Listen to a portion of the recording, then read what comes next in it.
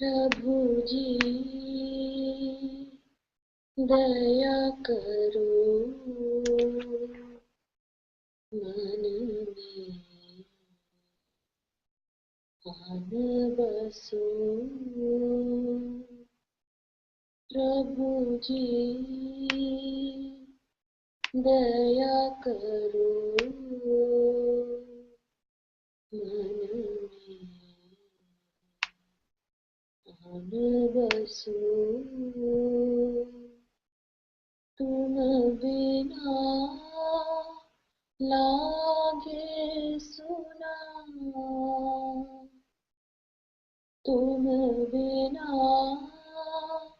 लागे सुना, खाली घट में प्रेम भरो, खाली घट में प्रेम भरो। प्रभु जी दया करो मन में आन बसो। तंत्र मंत्र पूजा नहीं जानू, तंत्र मंत्र पूजा नहीं जानू, मैं तो केवल तुमको ही मानू, मैं तो केवल तुमको ही मानू। सारे जग में ढूंढा तुमको, सारे जग में ढूंढा तुमको, अब तो आकर बाह धरो, अब तो आकर बाह धरो। हे प्रभु जी, प्रभु जी, प्रभु जी दया करो मन में आन बसो। मन में आन बसो। मन में बसो। कर्मण्येवाधिकारस्ते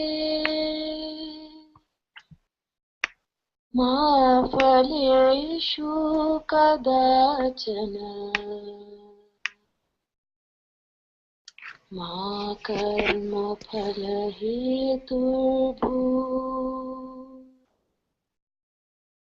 मा ते सङ्गस्त्वकर्मणि,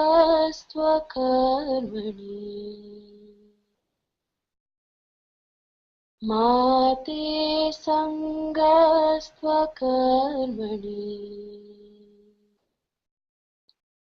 मा ते सङ्गस्त्वकर्मणि।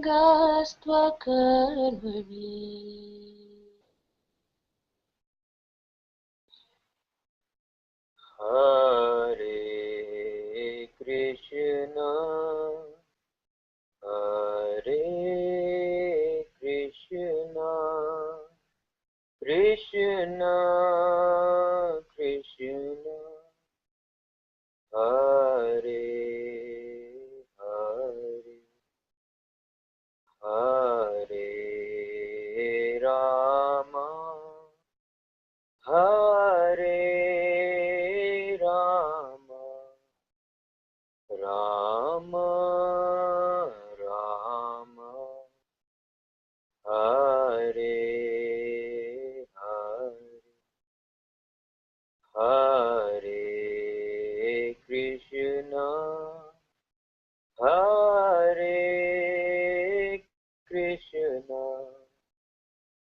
Krishna Krishna Hare Hare Hare Rama Hare Rama Rama Rama Hare Hare Hare Krishna Hare Krishna Krishna Krishna Hare Hare Hare Rama Hare Rama Rama Rama Hare Hare Rama Rama Hare Hare Rama Rama Hare.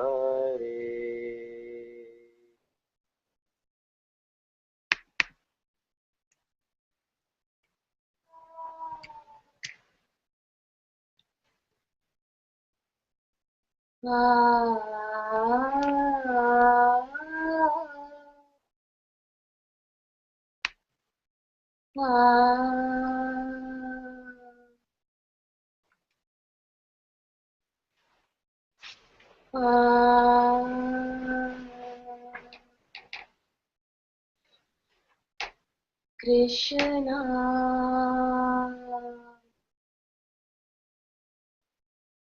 Krishna Krishna Jai Jai Hari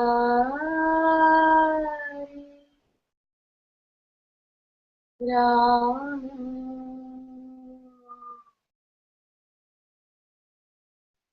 Ram Rama Jai Jai Hari Krishna Krishna Krishna Jai Jai Hari Rama Rama Rama Jai Jai Hari Krishna Krishna Krishna Jai Jai Hari Rama Rama Rama Jai Jai Hari Krishna Krishna Krishna Jai Jai Hari Rama Rama Rama Jai Jai Hari Krishna Krishna, Krishna, Jai Jai, Hare Rama, Rama, Rama, Jai Jai, Hare Krishna, Krishna, Krishna, Jai Jai,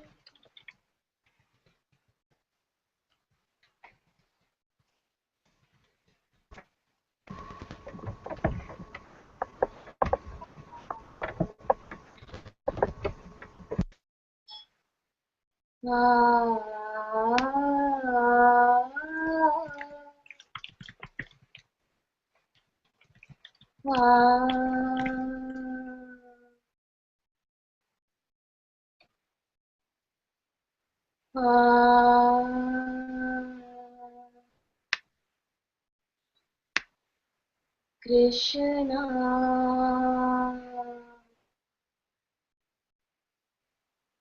Krishna, Krishna, Jai Jai, Hare Rama, Rama, Rama, Jai Jai, Hare Krishna, Krishna, Krishna, Jai Jai, Hare Rama, Rama, Rama, Jai Jai, Hare Krishna, Krishna, Krishna, Jai Jai, Hare Rama, Rama, Rama, Jai Jai, Hare Krishna, Krishna, Krishna, Jai Jai, Hare Rama, Rama, Rama, Jai Jai, Hare Krishna, Krishna, Krishna, Jai Jai, Hare Rama, Rama, Rama, Jai Jai, Hare Krishna, Krishna, Krishna, Jai Jai,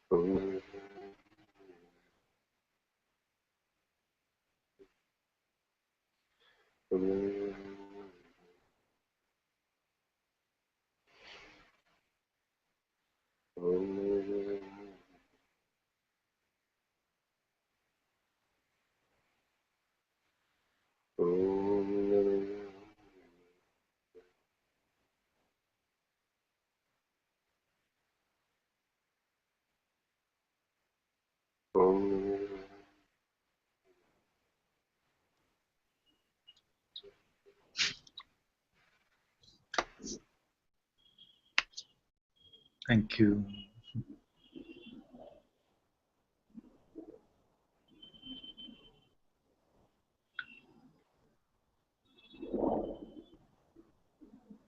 Namaste everyone.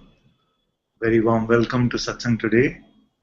Satguru Shri Mujiji ki Jai.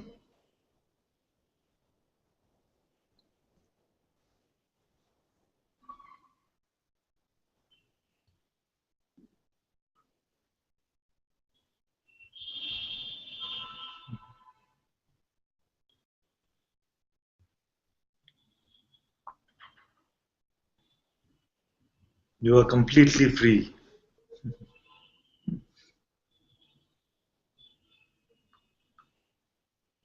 Whether you are in the Hangout or on YouTube, now you are sitting here in person. Complete freedom is already here.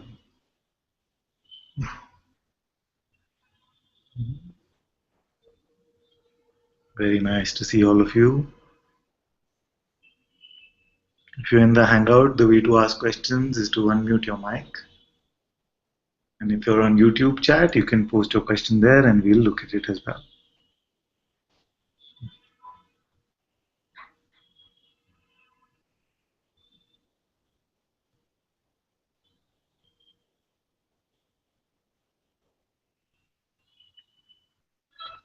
In this moment and in every moment, you are completely free. Whether you're believing your thought or not, also you are completely free. Whether you're open or not, resisting or not resisting, you are completely free.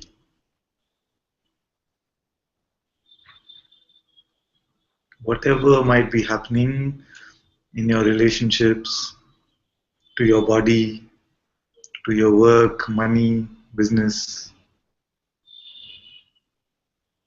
You are completely free.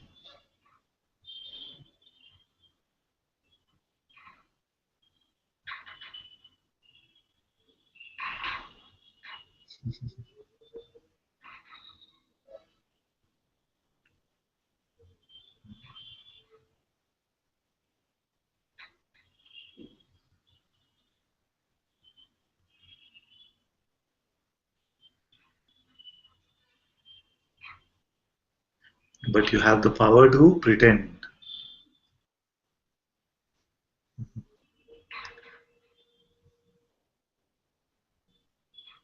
So satsang is all about dropping this pretense. So actually, to all questions, we can just say that it is nothing.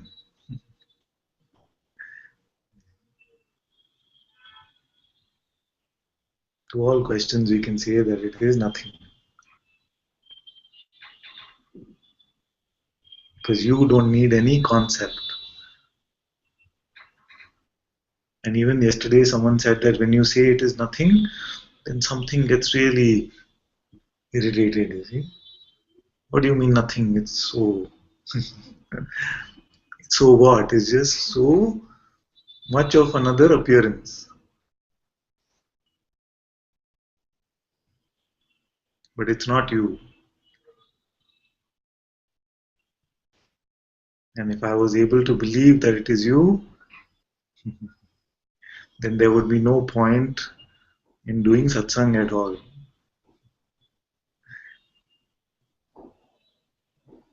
See, many times I sense this. I sense like this that you just want me to believe that something is happening to you.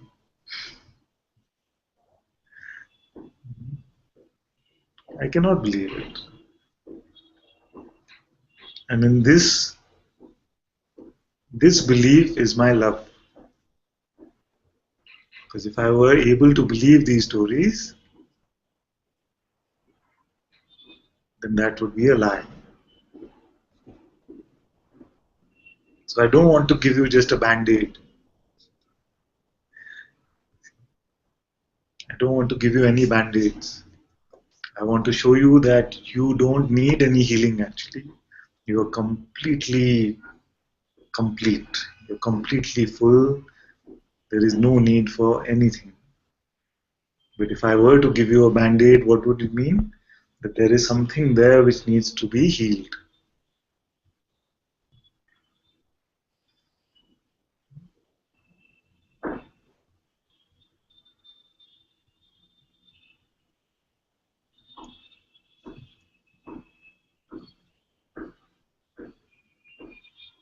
So do you want a band-aid or you want to know the truth?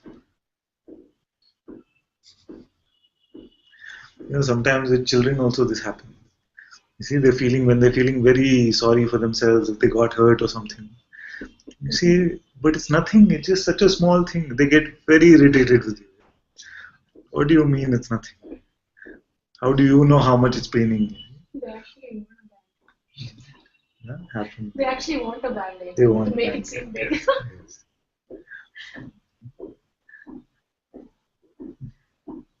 So just like children, you will also say, but how would you know? How would you know how much is paining? It's happening here. How would you know? It's easy for you to see sitting there saying it's nothing, nothing.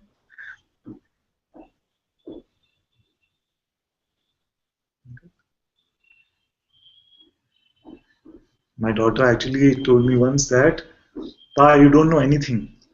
Because don't you know that it's the small hurts that pain more? She said like this, that it's the smaller ones which pain more.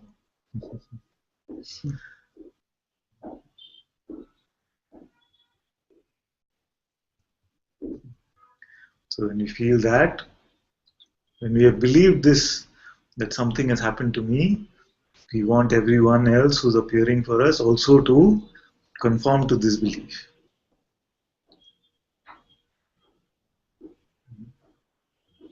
We say, no, no, just forget about it. It seems like it's a big insult.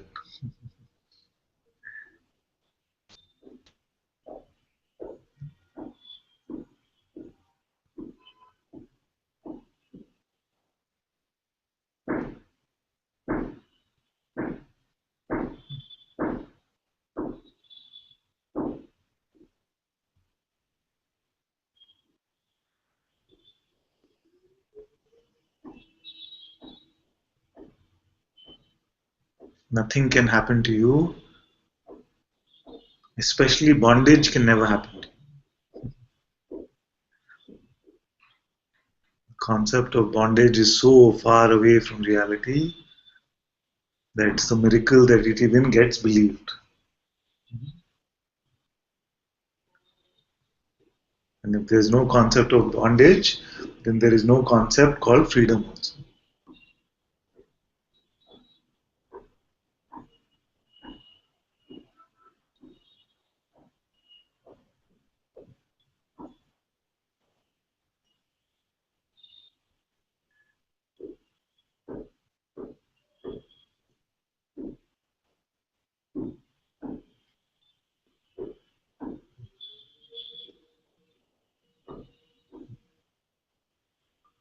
So the ego will have this trick. The ego will have this trick saying, please try and understand what is happening to me.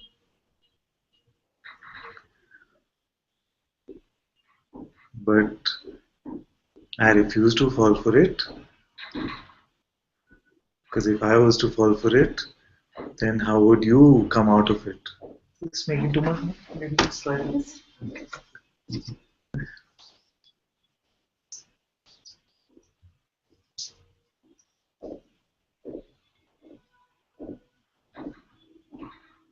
And very quickly you can spot this. You see, when somebody else comes on the hot seat and they start speaking, very quickly you will start saying, oh, why can't they just forget about it? Why can't they just drop it? Don't they know the answer? Just don't believe the next thought. It's very easy for you to spot it like this when another one comes. But when you speak, then you say that, okay, yes, this one is more real than what everyone else is saying. This one is more real. That's only because the mind has convinced you of its reality. It has hypnotized you into this belief. So from this belief, we want to take you to disbelief.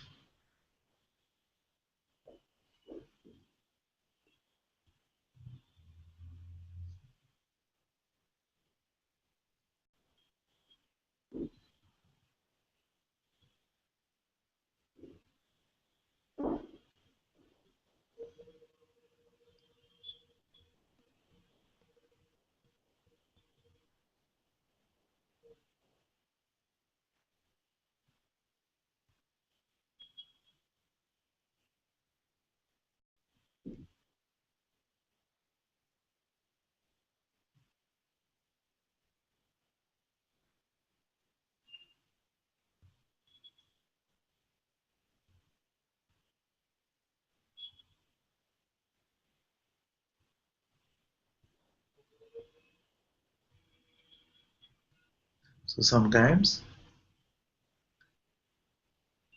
I don't know whether I should let this out or not. Okay, but since it started coming out,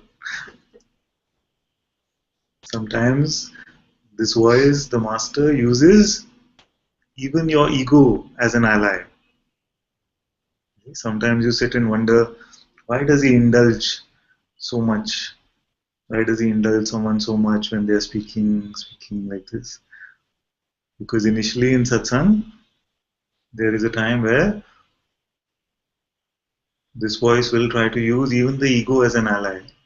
Because immediately, because it seems to have so much power over being itself initially, that immediately if I was to start saying, oh, it's nothing, whatever you ask is nothing, then it's very easy for this mind, which is so powerful, to very strongly resist satsang.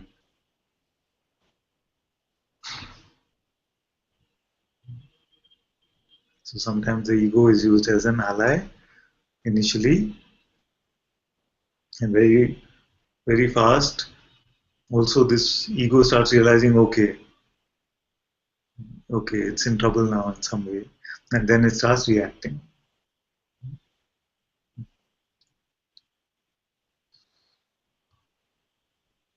That's why it can seem like that the first few satsangs, so peaceful, blissful. Yes, I got what I wanted. Yeah? But when the reaction starts coming, it's like, oh, okay, this is not. I find a lot of dichotomy in what Ananta is saying. What do I do? It's so confusing. Like this, it comes in.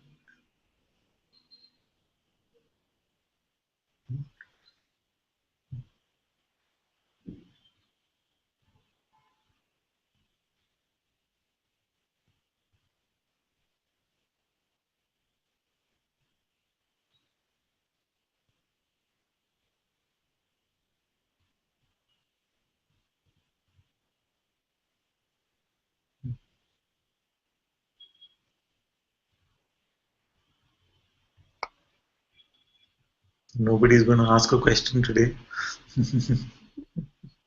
Okay, I won't say it's nothing.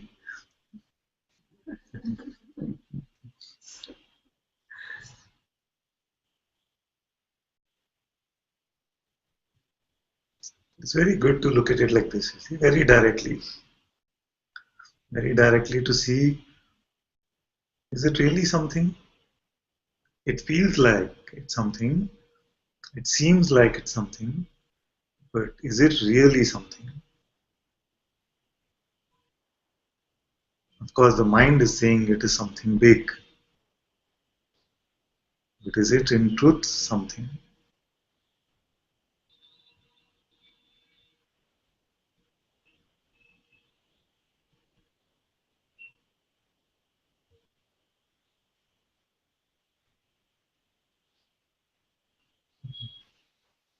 Many Father, times. can Yes, my dear, of course. I share something? Of course. Can you hear me well? Yes, we can hear you, we can see you, all good. There's been like a fair bit that has wanted to be shared, but it just, like you're saying, it just keeps coming up that there's nothing. It's just like, I just can't seem to share it because it doesn't seem,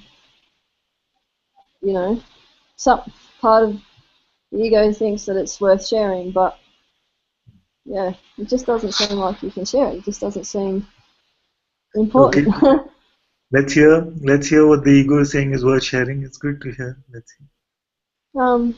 Just the fear that's been coming up, and there's been like, just real thoughts about how horrible it is, with humanity, and living is horrible because so much bad things happen and you die and all sorts of things, like, it's a bad joke. This whole thing is a bad joke.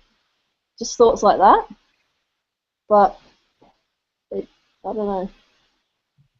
Every time I think, I'm in YouTube or here, it's like to share it. It doesn't feel important. It's just something knows it's not important.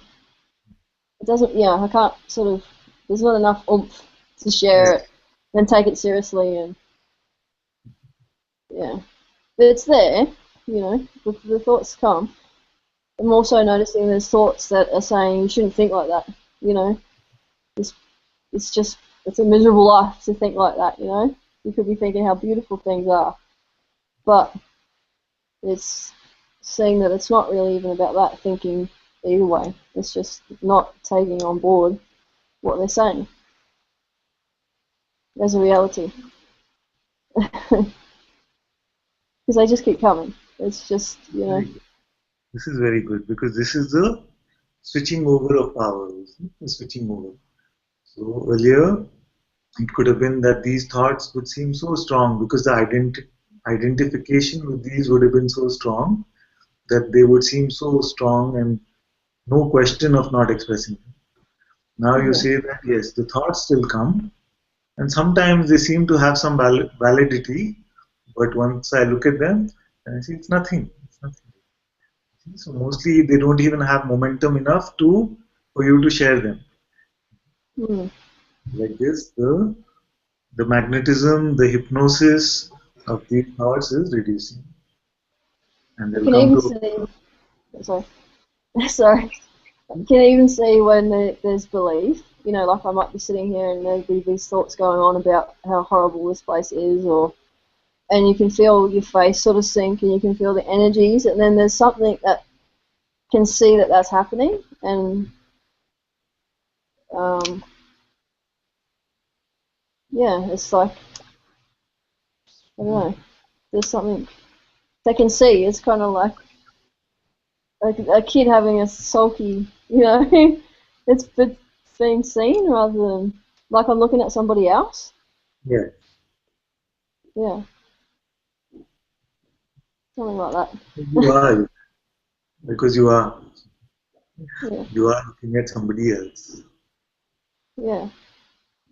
That's how it feels. It's like I'm looking at somebody else. Things are happening, and it's like, yeah, like I'm looking at. I don't know how to explain it, but that's how it feels. It's like I'm looking at somebody else feeling these things, and yeah. It's looking at someone who we were formerly convinced that it is me. We were earlier convinced that this one is me. Now this distance is appearing, and you can see that even the life of this one, I'm just looking at it. It is flowing, but I'm just looking. All Yeah. the energies, it seems like it's happening to me. All these thoughts, all these relationships, everything seemed to be happening to me. Now it is seen that, oh, it's just happening to this one, this appearance. Yeah. It's very good. Yeah. The only thing that I think is a little bit sticky, just because it feels so big, is the fear. But even that is like a few times, it's like an energy really. It's just a big well, I don't know if it's even big, but it's just an energy. So Yeah, this fear will also then get released like this. Because you know what? Even a few moments of being is enough. Few moments of being is enough. As long as it is unassociated being, even if you had the lifespan of an insect. Some insects live only for a few seconds. They're born, tuk, tuk, tuk, they're born, finished. But in that few moments, they can taste the beingness. So when some say, what is the point of this existence? What is the point of this waking state? Why do I have to be alive? One of the most beautiful explanations is that it's only in the presence of being can you taste the sweetness of being. In pure awareness, there's not even this taste, there's no attribute of anything at all. In the pure presence of being, which is right now, this moment. That's why we used to say, taste the moment. Taste this moment, what is here right now. This complete experiencing is so beautiful. So just a few seconds actually. But what happens is that in our wanting to increase the lifespan, we don't actually live. In our planning for the future, we don't actually taste the moment. In our regretting the past, we don't actually taste this moment.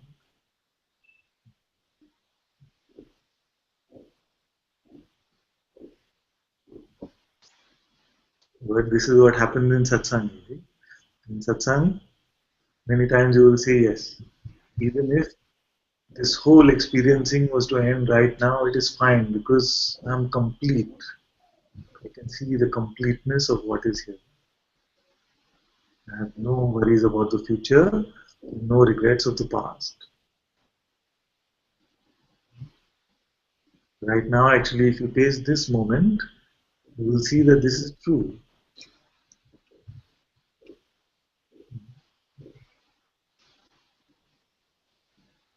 To that insect, you are immortal. That one who lives for a few seconds, Compared to that, you are an immortal one. You see, if you live for 100 years or 70, 80, whatever number of years. I remember when I was in the hospital, Yes. um, there was massive fear, just anxiety about is my heart just going to stop, It started to become apparent that I have no idea when it's going to decide to stop. I might be laying in this bed and it will stop. So that kind of became apparent, and there was just some massive fear, but somehow that just letting it be there, or something happened. I don't know. Something happened where there was just an acceptance of everything, of the fear of just everything that was in that moment, and there was just like this massive. I don't even know how to explain it. Just nothing. Just a massive. I don't know. Just like you say, Father. Just nothing. Just no concepts. No knowing of anything. But it was scary as hell. Like the fear that was there. Yeah. I don't think has ever actually been allowed because it was just really, really big.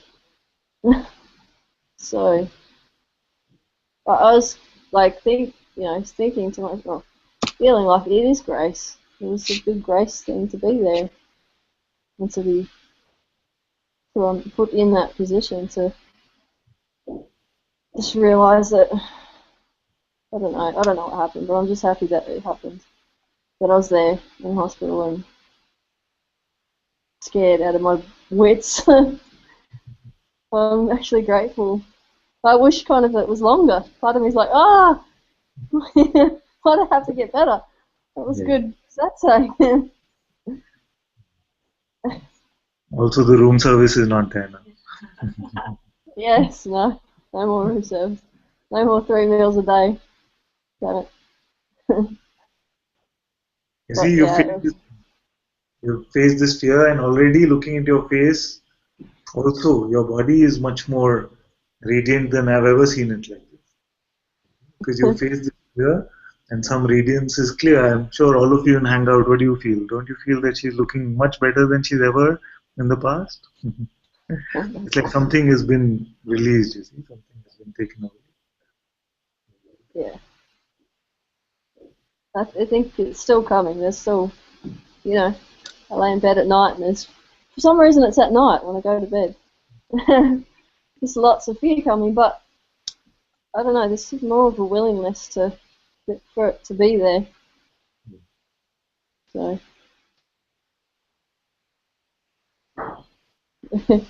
It's like the big fear was grace. This big, massive, it seemed like big and massive. You now see that you are grateful to it. You feel that it is grace. In the same way, these small, small fears are just reminders of the same grace. The same grace. Yeah. Yeah.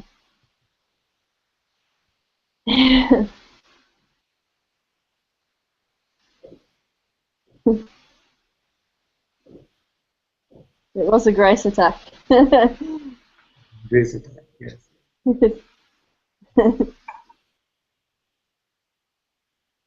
That was it. I just wanted to share that. Very beautiful. Thank you for sharing, my dear.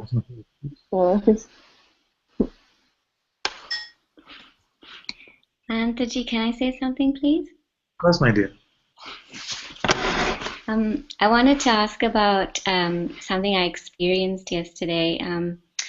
I was sitting in the hospital in the waiting room, and I was feeling I was just feeling fine. And then these couple of other patients walked in who were quite unwell, and suddenly I just felt like, well, there was this huge sense of like suffering and pain, like in my body, and I just felt like, oh no, this is not mine, because it felt like it didn't belong to me, and I felt like, oh, it was somehow their sense of suffering. And and then this fear came because I felt like, oh, I don't want, and then it suddenly felt like I could, like there were all these people and they were in pain, and I was like sensing into that, and I felt like I don't want to feel this. And then there was this feeling, oh, I have to protect myself. And it's happened on the sometimes when I'm on the train and there's like a crowd of people, and suddenly it feels like, oh, I'm in a bad mood, and it's like, but it's not my bad mood, and then I feel like I have to move away from this crowd of people. But I don't like that sense. What I didn't like was that sense that came that said, oh, I have to somehow protect myself because I didn't understand what was going on. And then when I came home, I felt like my body was tired and I had to sleep because I came away, and that sense of heaviness was still sort of inside. I was just wondering if you could, so it feels like what's still sticky is this body. It still feels solid, and the sensations that are happening inside still feel real. That's just, yeah, I don't, yeah. How do I stop feeling like I have to protect myself from life outside? Because once you stop feeling this sense of separation, I don't want to talk too much about this because then it might create some fear, some concepts for some of you. But this kind of energetic transference does happen. It does happen. So this, and it seems to happen more for those who have been in satsang. And there must be some openness here to rid the world of its suffering, and that's why this kind of energetic transference can happen. Some of you have heard me also say that after a long satsang, sometimes I just want to just collapse on the bed or something. So sometimes these energetic transferences can happen, but don't give, like you rightly pointed out, don't give too much belief to this concept of trying to protect yourself. This body is just like any other body in the appearance. And there must be already some openness there for you to be open to receiving this, to be able to relieve some suffering from the seeming others which seem to appear. You see? That's why we say in satsang that if once you find yourself, your very presence will bless all those around you. So it's not just a concept, it's not just a theoretical thing. It even works at an energetic level.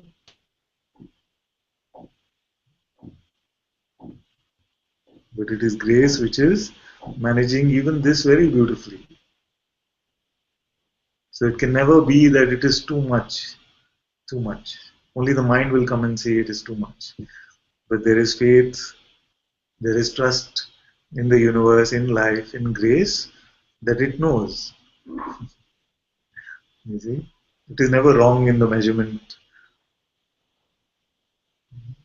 It doesn't make errors, typing errors saying, oh, I wanted to send 100 grams of suffering, but by mistake I sent 1,000 grams. It's not like.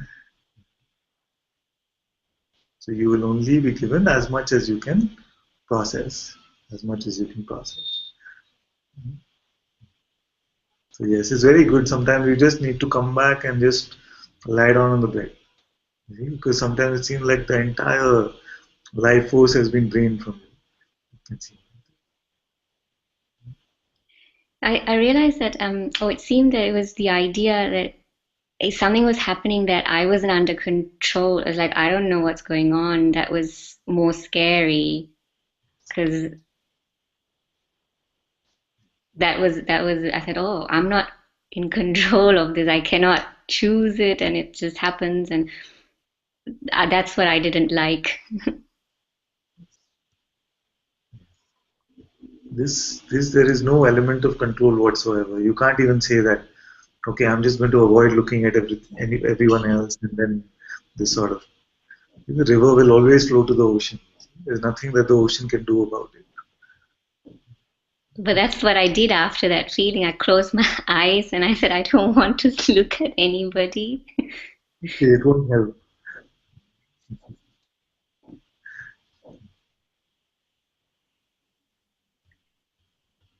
because all this operates.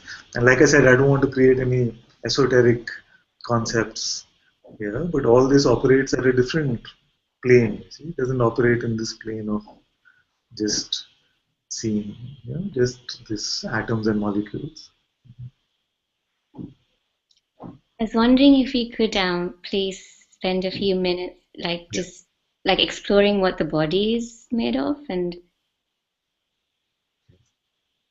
What the body is made of. no, what because it feels like the body is still solid. It's like the sensations that come up in the body, they grab my attention very much. And I just wanted to just be here and look at what's going on and, is it really real or... It's very good. We can look at this together. So even at the most, in this so-called physical realm, which physics seems to try to unravel for us, what do the physicists say? That it's 99.9999% space. Because if you were to look at the size of the atoms, and within the atoms you look at the protons, neutrons, electrons, they constitute very little of the space which is here. You see? So what is this body? It's made up of mostly space. It's mostly space. It's just that these senses are able to detect some certain frequencies and certain frequencies. That's why it looks like there is something solid here. Same for all of this, everything that appears in the physical realm. So this is in the pure level of atoms and molecules. There is mostly space, but because our senses are able to detect frequencies, are able to detect various different types of frequencies. In fact, it's fun sometimes. As a kid, I was always curious like this. I was always curious in the sense of why does hearing detect these frequencies? What about if you could hear the frequencies which are of color, and you could see the frequencies which are of hearing or those sound? It would be so different. You see, this whole living experience would be so different. I don't know if any of you can relate to these kind of things, but like this. You see? Then, if you go a level deeper, what happens? You say that, oh, I experience some feeling here. But if you ask a doctor, what is he going to tell you? It's all in your brain. According to him, it's all happening in the brain. See? So we say, oh, such a strong feeling here. But here, no. Here, just the organs are functioning. See? Then the doctor will say, all is being experienced in your brain. In the brain, all these neurons are getting fired, but you feel that something is happening here or here. Some feeling is there. So the feeling is not actually there. No doctor can find anything inside the heart saying that this was a feeling, this was anger, this was rage. It is not like this. So it just seems to be, what they seem to be saying is that it's all happening in the realm of mind. But even doctors have not understood this mind, because no doctor can explain how a mother sitting in a different continent knows that her son is in trouble. Somehow this intuition, this feeling can come, but where does it come? What is the medium over which this travels? It's not traveling on light, it's not traveling on sound. See, there's instant connection. So there's a basic oneness to life, which has nothing to do with this body. Nothing to do with this body. So, but we are programmed to believe that what is happening to this body is happening to me.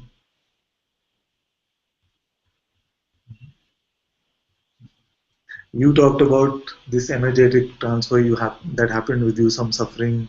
It didn't seem to be yours, but seems to be taken by you to process. You see, over what medium did it come? Did it fly over air? Did the suffering use air and come to you? You see? So there must be this unified consciousness, which is the one consciousness which has no concept of time and space. No concept of time and space, needs no medium of communication. The same medium over which this energetic transfer happened like this, the same medium through which a mother knows that My son is in trouble, so she calls him. What is all this? All this is because all this is possible because it must be one consciousness.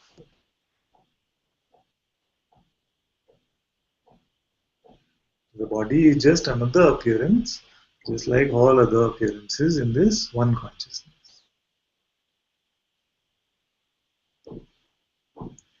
Okay, you step out on the road and somebody in front of you, somebody is riding a bike and he just slips and falls over.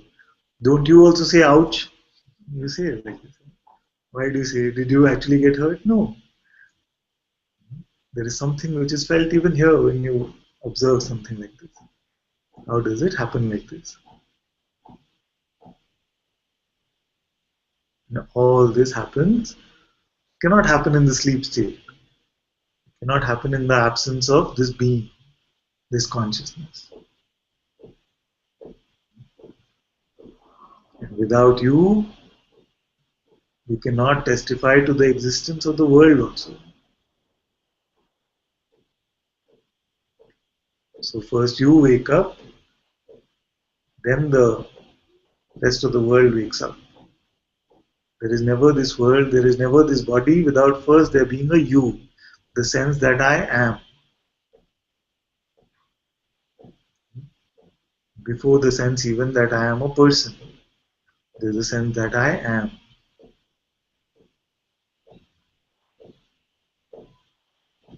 You see, even in the night, sometimes you might get disturbed with some sound or something.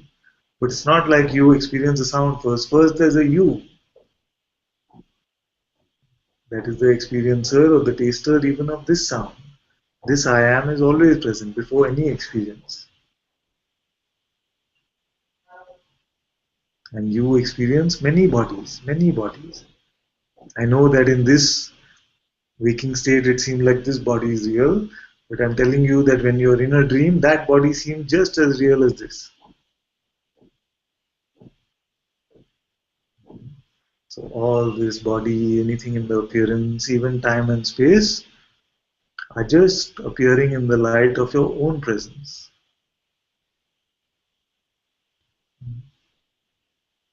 Nothing, the worst thing could be happening to this body, but tell me what can happen to the sense of being which is here.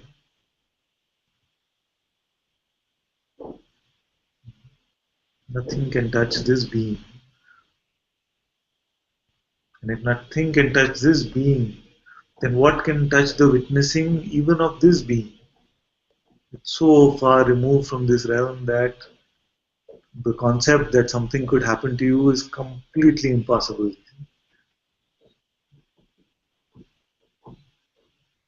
Nothing can touch even being. Then who can touch the pure awareness? What can hurt space? Which sword, which fire, what can hurt space? And you are that within which space is given birth. You are that within which time gives birth. What can hurt time? What can hurt space? So how can the creator, how can the God be hurt by what happens in time and space? And how can the absolute awareness within which even God gives birth, how can we even believe that that can be hurt in any way?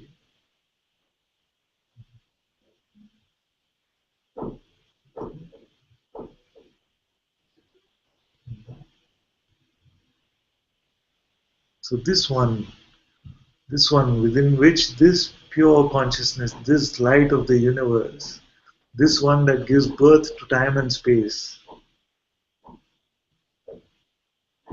you are this one.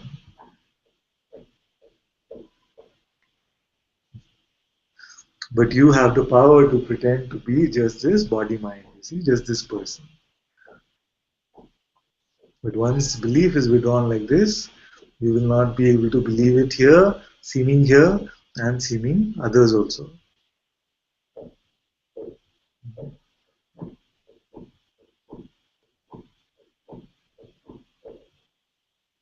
Because this body is dying. You see, I don't want to lie to you and say that this body is going to become immortal or something. There are some siddhas, there are some yogis who can extend the life of the body to 1,000 years, 10,000 years. But for what?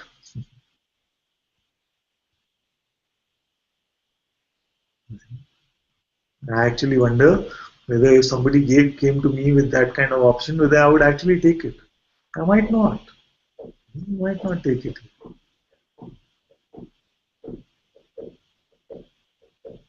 So this body, so beautiful, this instrument which allows you to experience this seeming physical realm.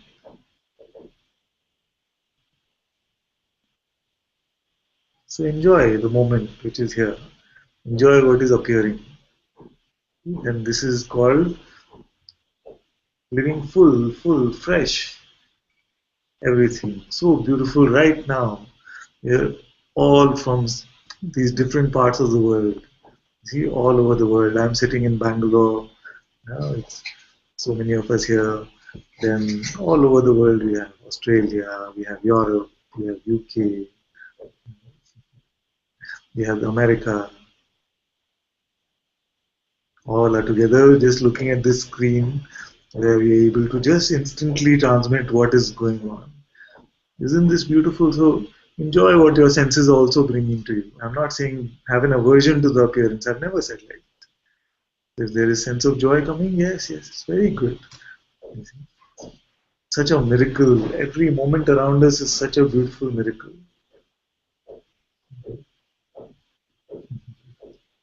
This table where this computer is kept on was a tree. It was a tree in some parts.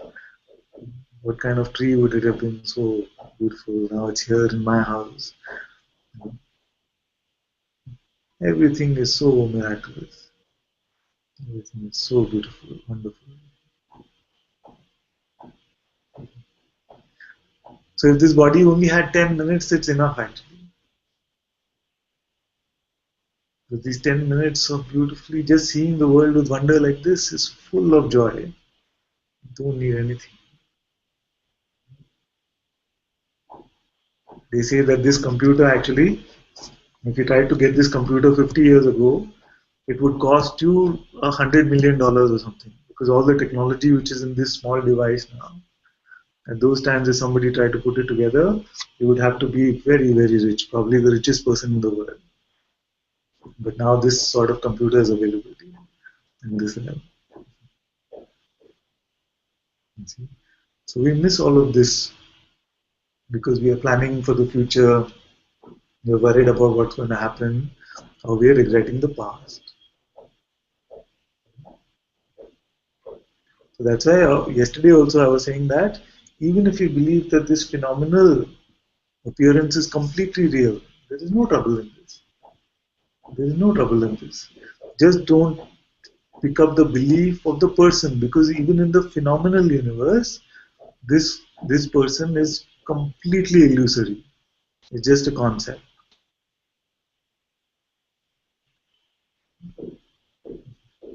So the body has no trouble with the state of the body. The body is not commenting on the state of the body. The body is programmed in a certain way that okay, if some part is hurt, then some pain will come. And the pain is what? It is just a call for your attention. And once you are able to accept this pain, then you find that this pain is also not so much of a burden to carry.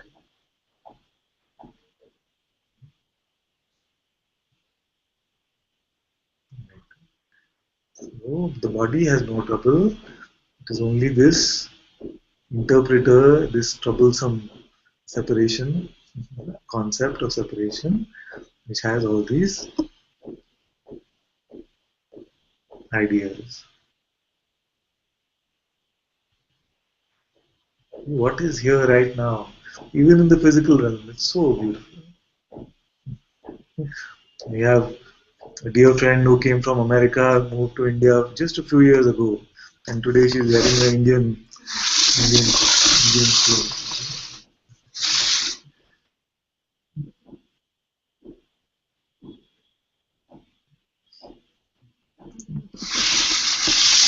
This one has come from Barcelona.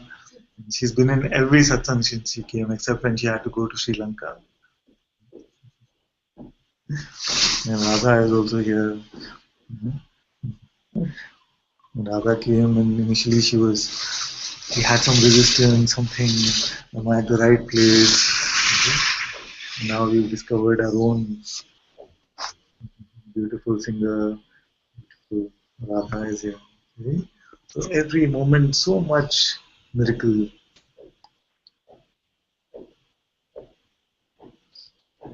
6 months ago, if somebody said that Anandi is going to be sitting in front of this table here and she's going to be wearing a Indian suit, Indian clothes, I said this must be a dream.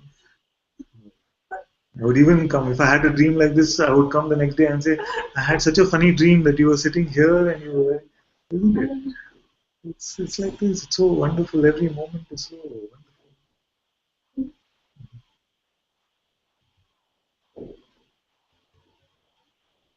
So whatever experiencing is meant to happen here, just let it happen beautifully. Don't say I want to extend it or how long is it going to last. Because in all of that, you see, all this beauty of the moment is lost.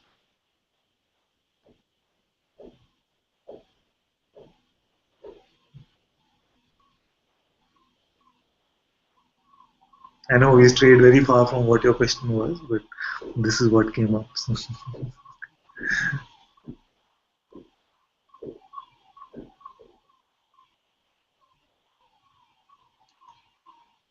Oh, there's a lot of chat which I missed.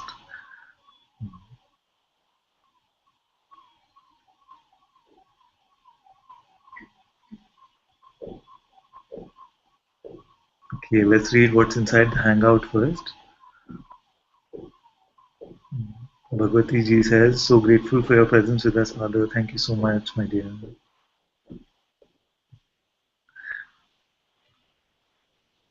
Nitya says, Father, it seemed today that today is the first time I'm really listening to you. Thank you so much. I love you so much. This is very good, very good. I've heard in Muji Sangha also sometimes, some dear friends in the Sangha family have said after many years in satsang, they say, yes, today I felt first time I was listening to what was actually being said. What that means? That means that so far the words were spoken, but I was listening only to my interpretation of these words. Or they were not even listening to that. It was just the presence of satsang was so beautiful. They're just marinating in this beautiful presence. It can be like this. But there comes a time suddenly you say, oh, this is what he really means when he says, are you aware now? See? Because something like this, the first time you hear it, yes, obvious, yes, yes. And second time it seems deeper, yes. Then one day, oh yes, this is it. This is the truth. You see, the absolute. So it can happen like this. Are you aware now? Are you aware now?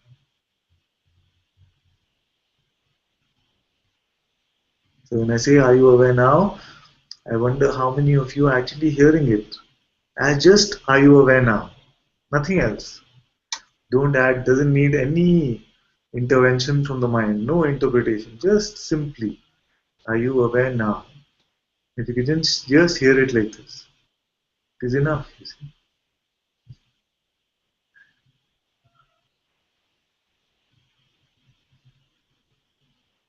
Good. Aparna says, Namaste, Father, so peaceful to be here. Today I don't have any questions. It's to be in satsang in peace, always grateful, forever. Thank you, my dear. Very good. Today I felt everything is allowed to come and go, no resistance, and it's open, it's all nothing. It's all nothing. Meaningful, just being very open. This is very good. Very, very good.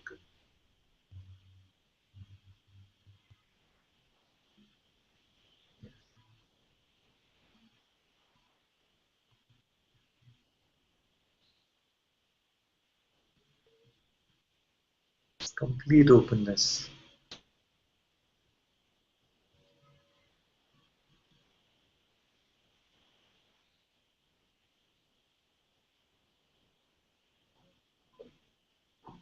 We let go of all that has been clung on to.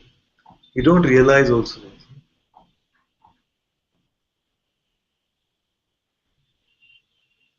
That's why it's good to keep coming to satsang,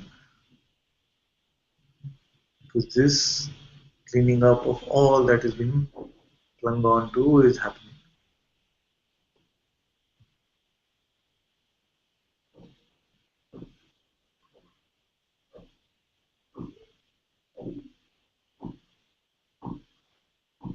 Just allow everything to come and go.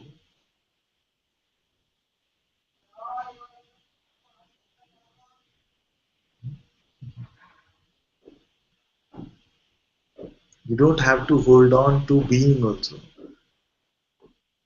Don't try to even use the being as a band-aid.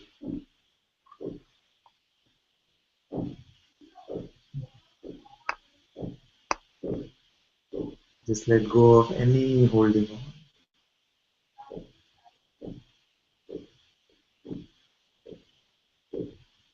Just drop all effort.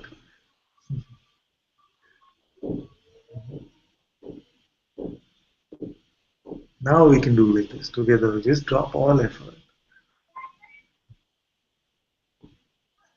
Not even, you don't have to get into a meditative posture. It has to be very, just natural. Just natural. Just drop all effort. Not trying to figure something out. Not trying to do anything. Not trying to understand. Not even trying to be in the moment. Not even this effort. You see, not even this. This is important for you to hear. Not even this. Don't try to be in the moment. Don't try. Don't try not to try. Just don't. This is where language fails.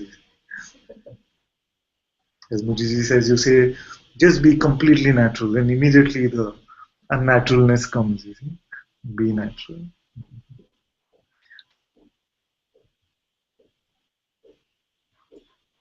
Just let life flow completely, unresisted.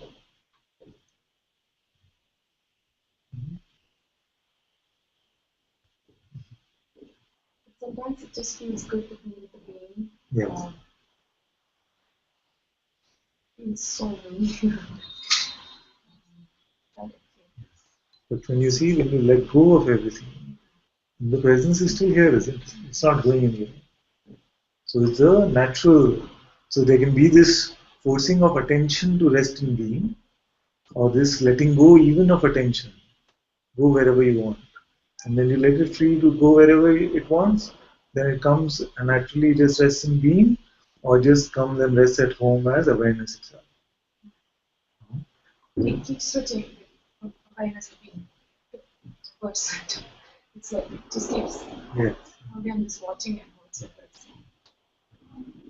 Then when the resistance to whatever it is doing also is not there, then it doesn't have much room to play around.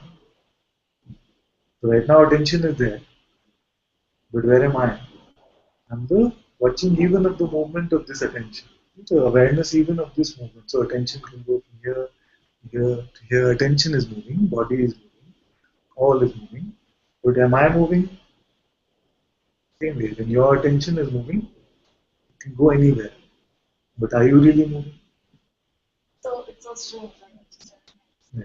So much seems to be happening on one level, but to me, there's nothing changing. It's actually even time has. It's like time is moving within me. Like I'm not. Nothing's changing. Absolutely. So. Yes. So time also we can see. Right? So we saw attention going in space. Then time also. 1 second, 2 seconds, 3 seconds, 4 seconds. Moving. But are you moving? Time is moving, but we are not.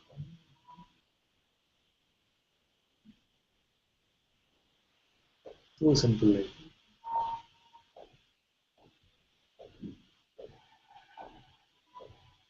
Now show me how you're not free. Can anyone say how they're not free?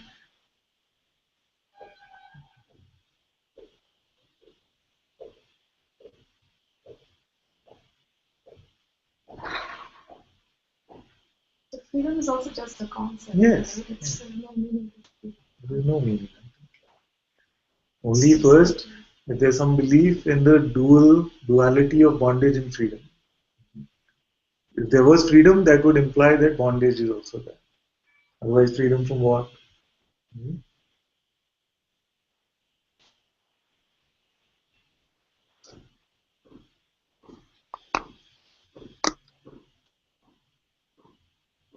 Okay, let's see what's happening on YouTube chat. Namaste, namaste everyone. Sometimes I feel like at the end of the satsang, I just started reading the chat. Jesh says, I had said today that I want to hear you tell me that I am free. And you just did. Thank you.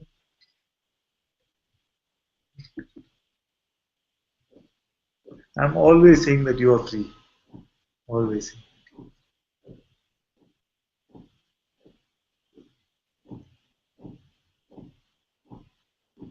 And I'm also saying that no person is ever free.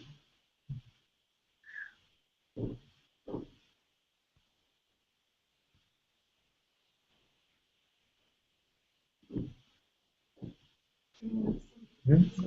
A lot like this morning, there's a lot coming up that I didn't even know actually wasn't there. So right, like if I were not really in this search of my own self, or if the same situation came up, I probably wouldn't have seen all this. It would have been different. So I don't know where it's all coming out from. It's early sometime, but like I have no control. It just comes. So it's just there from somewhere. Yes, even this, you see that even the one who is searching for freedom is part of the appearance. And the script and the play, everything is happening according to what consciousness does. So even don't say that because now I am searching for freedom, that's right. I know you're saying conversationally, but there can be a subtle this thing that I had this switch from this to that. Actually, nothing is switched. You in reality have not switched. It's just that the appearance, the type of energies, the qualitative phenomena which are coming here, they seem to be different. Yeah, it's the emotions or some weird thoughts coming up that I'm seeing. Yeah. This kind of reaction wouldn't have happened before, probably. So I think it's just coming out to go.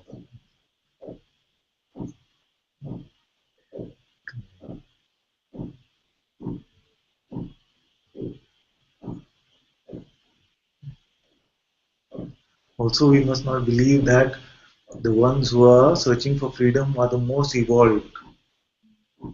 We will not believe this.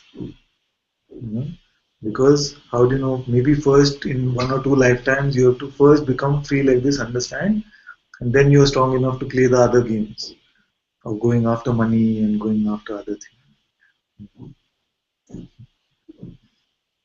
No specialness can be picked up here about anything at all.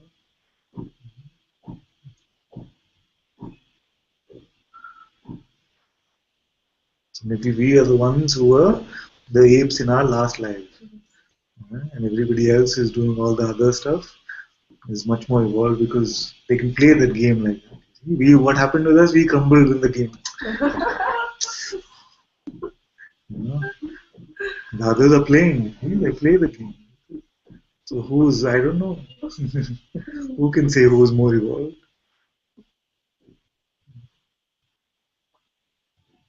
I started crying. Oh, I lost my company. Why are relationships so difficult? All this.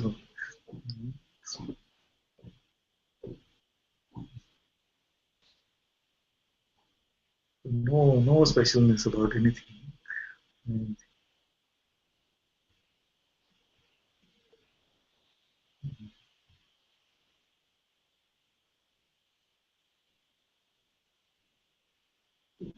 So maybe now this, after some satsangs have happened, or maybe at the end of this life, then this play master, this god appears and says, okay, so now that you're strong enough, what do you want to play?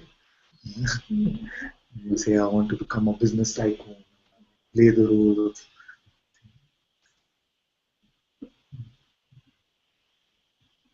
I'm not saying it is so, I'm just saying it could be, you see. I know it is completely contradictory to all that we like to believe about spirituality. But sometimes it's good to see the opposite perspective.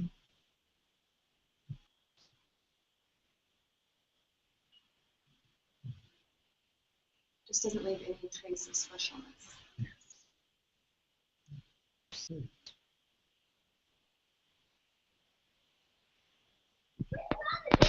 Father, can I say Yes, something? yes.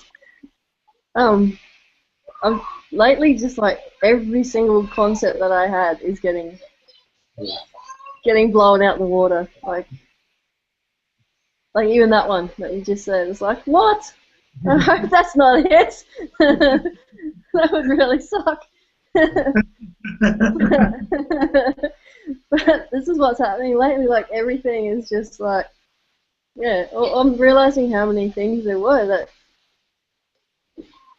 are just, I don't know, they just seem ridiculous now. And some of them are like, oh no, you know, like it's disappointment. And yeah, I don't know how to explain, but yeah, it's quite funny though. It's also quite humorous to laugh and realize what things that you thought, you know, with about enlightenment, about spirituality, about anything. It's just, they're quite funny to see. Anyway, they're just, yeah. All these concepts, which somewhere are a sign of arrogance. You see, all these concepts, even the subtle one, like oh, the evolved ones eventually come to spirituality. Says who? The spiritual ones themselves. Yeah. That's definitely one that I had that was here. Definitely. It was like more evolved, you know? We could be like you're saying behind. Who knows? Here also, no? Many times in Satsang, all of us say that, okay, when we are tired of playing this game and then it's over, when we come to this complete openness, like, how do we know? There's one too, like that keeps coming. The thought that keeps coming is like, I don't know if I want this anymore. This seems quite, you know, everything's gone. Nothing that I thought was gonna happen is gonna happen. It's like, do I really want this? All our ideas about freedom, all our sacred concepts, no room Yeah. for any identity now. No. Right? No legs to stand on now. Nothing. No. So that's been coming a lot. It's like, yeah, but it's same as any of the others, you know. Just there, comes and goes. But it's just funny to see. Very good. So this concept also then is exposed. You see, because if it's there, then automatically when we are operating in this realm, in this world, then it seems like we carry this arrogance of being spiritual, which is oxymoron in some sense, but the arrogance of spiritual. Yeah. Yeah. It's yeah. I don't know. There's nothing left. It's like now what? That's kind of how what's happening. It's like okay, now what? Now there's nothing left that a thought left that can be believed that will happen. You know. Exactly. It's like Radha's husband is Samik. So Samik comes to satsang sometimes, and he's in I sometimes call I should not maybe call it that, but I sometimes call the corporate rat race. He's in the corporate. But you speak to him and you say, "Are you suffering from anything?" No. What's happening to you? All fine. Then you're wondering, so he's in the corporate rat race and he's not suffering. And when I was in the corporate rat race, I was useless at it. So who's more evolved? Maybe him. Maybe I should go to satsang with him. Yeah.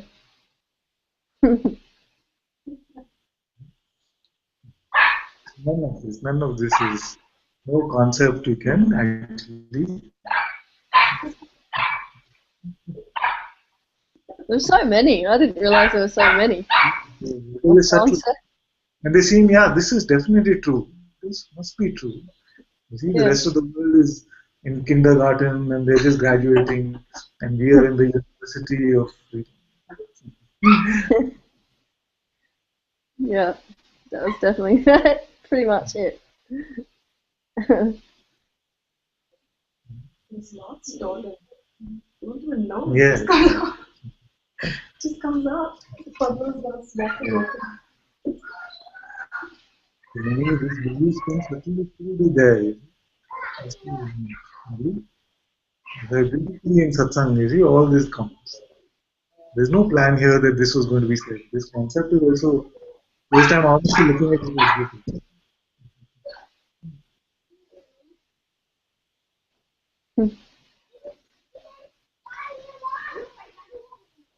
Yeah, that was it. Thank you, thank you.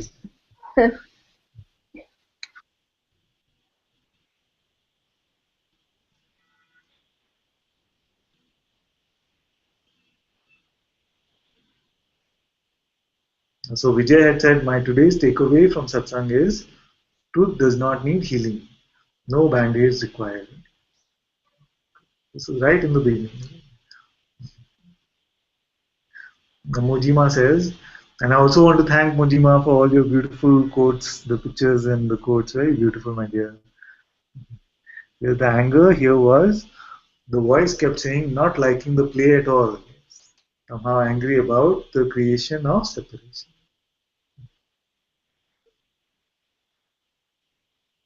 You as consciousness yourself have done all of this.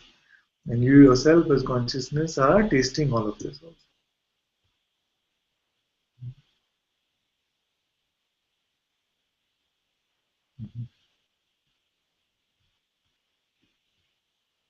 Atma said the body was very tired, felt the same yesterday, not so strong, but later the body was felt tired. This was about the energetic transference.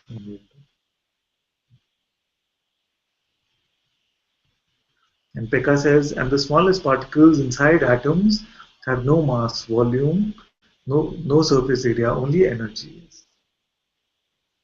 In fact, in the Vedas, in the old scriptures, there are many things in physics like string theory, which is saying that there is small, minute, much smaller than atoms and much smaller than that.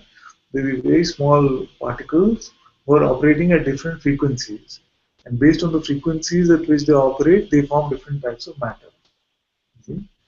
But in the Vedas, it is written so many thousands of centuries, thousands of years ago that it is not even, there is no matter even in that. It's just pure energy, just vibration.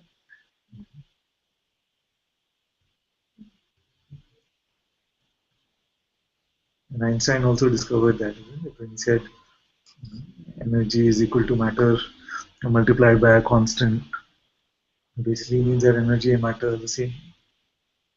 Very nice that some of it is very Advaita. Einstein's especially discoveries. Time and space continuum, where he said time and space are actually the same thing. E is equal to mc square. Actually, is something very profound. That energy and matter is the same. And also that it cannot be created or destroyed. This was not Einstein, but before that. If energy cannot be created or destroyed, then it must be this. What is this energy? What is it? It must be this force of consciousness itself, just appearing in different forms.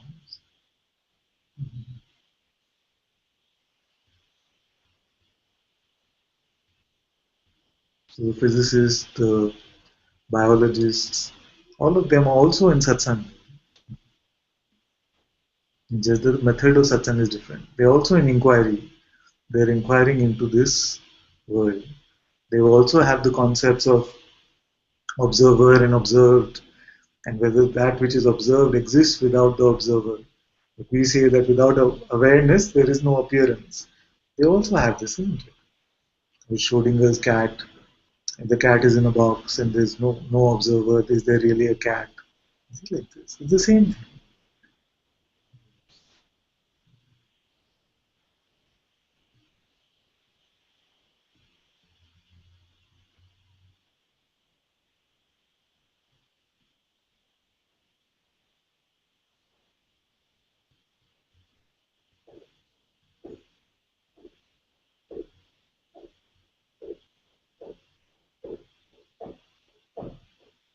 Tara says sometimes I share something from Facebook to our Chinese app. The mind will say you are showing off. Then I'm confused whether I'm showing off or not. Then don't know whether to share or not share. Just don't believe your next thought. The sharing is happening on its own. You have no control, even this idea of the person has no control over the sharing or not sharing.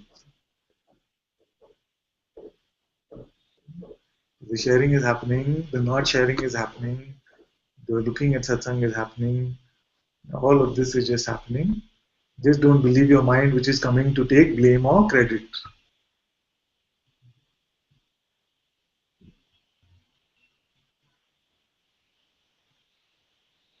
Atma says, yes, all is a dream. Claire says, thank you so much, Ananta ji. Very welcome, my dear.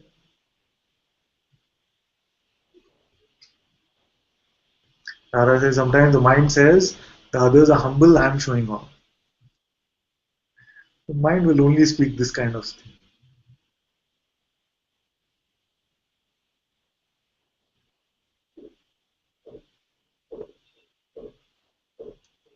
Pekka is saying that, same guy here, apparently everywhere, saying, don't share, you will shame. Is this sense that what am I trying to, is this really showing off?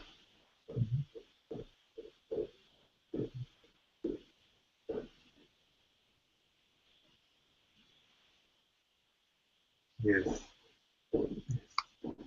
Bhagavati ji says, Pekka, the one who writes it, is the same one who wants to delete it after it is written. Same guy. How often we meet this one? And Vishal Naveen is here. Says in one of the quotes on Facebook, the quote says, if you want to see God pretending to be a person, believe your next thought.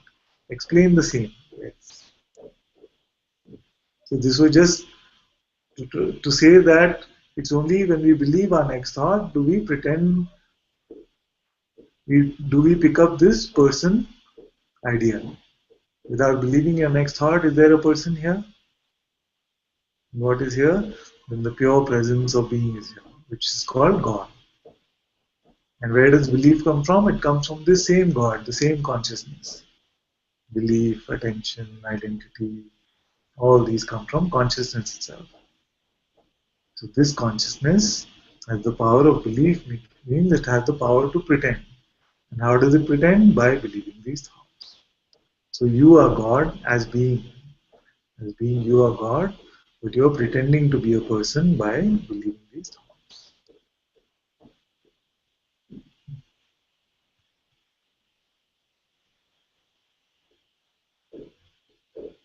And you know the funny thing is that the person pretends to be God by believing the thought that I am God. That is called the spiritual ego. Isn't it funny? So it is God who is pretending to be a person, who is then this person pretending to be God, which is called the spiritual ego.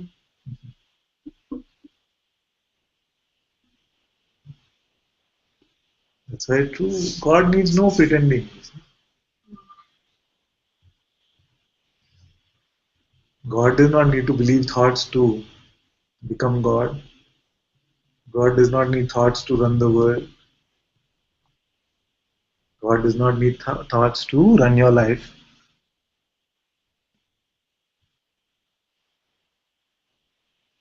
It's funny like this. First pretending to be person, then that person again wants to be God only.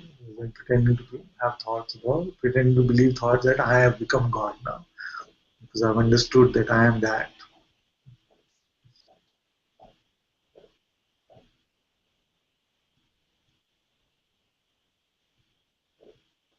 There's some more. Bhagavati ji says, it is said in science. Did I miss some before? No.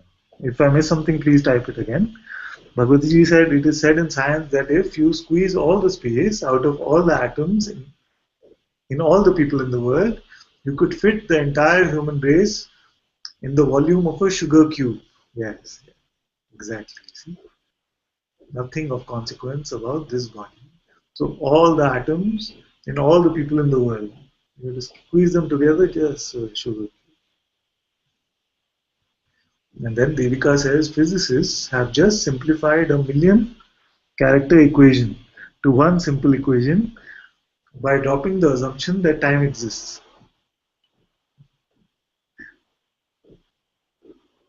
Did you just watch Interstellar?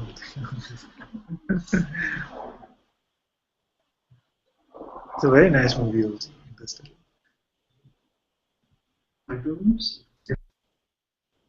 David had to go. Bye-bye, my dear. Yes, Tara says the mind now says don't be special. Mind.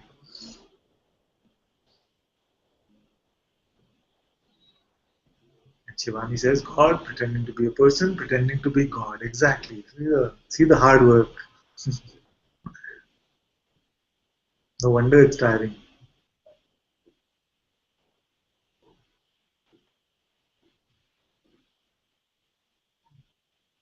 Even this, if it's coming from believing in personal ideas, and we are pretending to be not even God, if you're pretending to be a guru, it could be so tiring. In fact, I feel so much compassion if it would flow like this. Just imagine if you were to personally then say, okay, now if this kind of question comes, then this kind of answer should be there. Am I prepared for this question? All this could seem like so much work.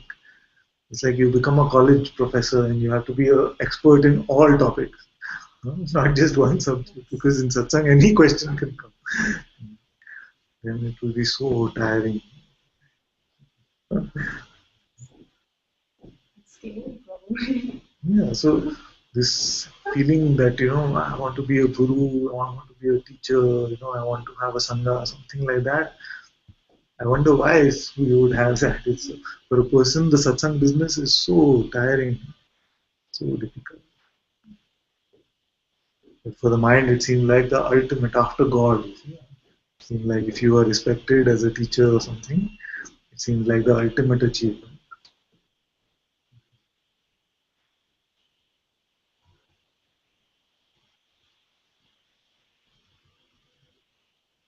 So simple. It's very simple. The light of presence is already there, and it is shining on its own. Don't give it any idea, even of wanting to be a teacher or not. Then automatically you will find one day that there are people sitting in front of you like this.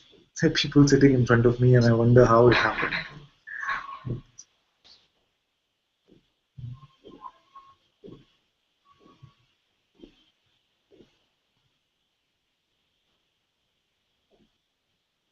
But if this feeling is there, that yes, one day I would want to share satsang, then don't beat yourself up over it. Even this feeling is not something that you created. You don't have an aversion either. Just let it all unfold exactly the way it is meant.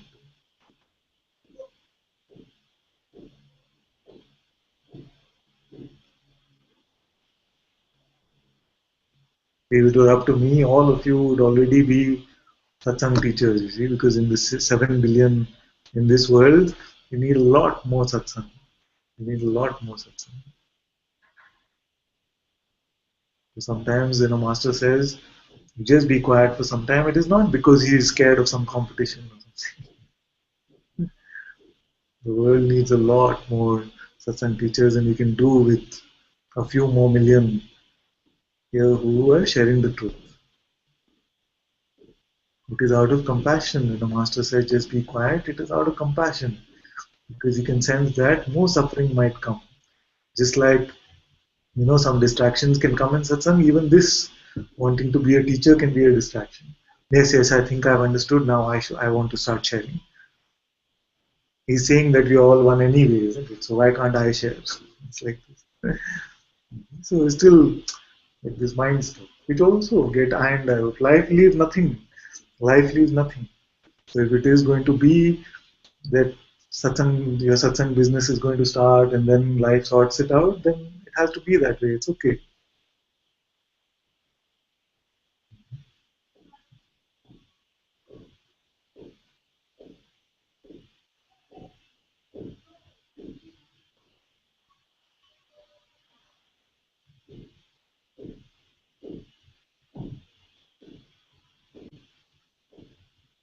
So when a master says just stay quiet, you think yes, there's no rush. Just let it unfold on its own. Just let it unfold on its own. Don't start printing posters immediately after the first satsang.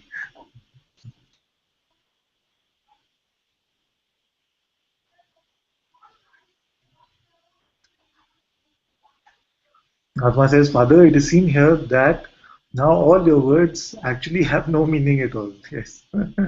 they are here only to point that which is beyond them. Yes. Swimming, where? That. No, you don't. You spoke to it. No. Where are you from? Which girl? Practicing the swimming?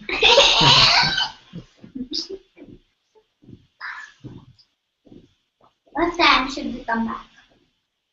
Come soon, don't swim. We already ate lunch. You can swim just after lunch.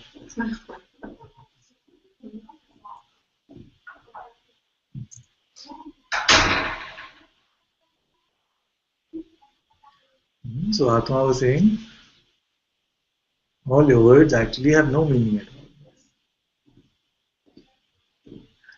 They are here only to point that which is beyond them. So simple, when you are still, all is seen clearly. Thank you, Father. It seems something here is no more interested in any words. It is like this in some time, but today again it is seen clearly. I don't need words anymore. Can come like this, words are. Huh? And don't even believe the words that I don't need words anymore. There's a subtle trap in this also. These are also words.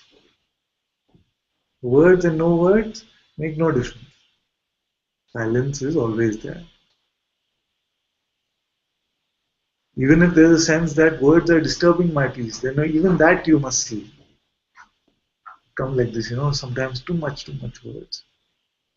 What is getting disturbed?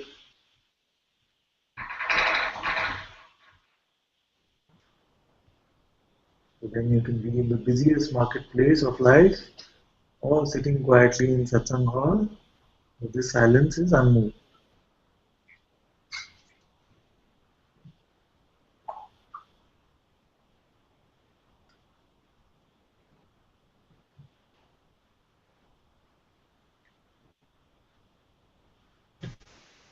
Nara says, my sister asked, there is a control that doesn't want the thought to be there or let go. There is a control that doesn't want the thought to be there or let go. You will not match them.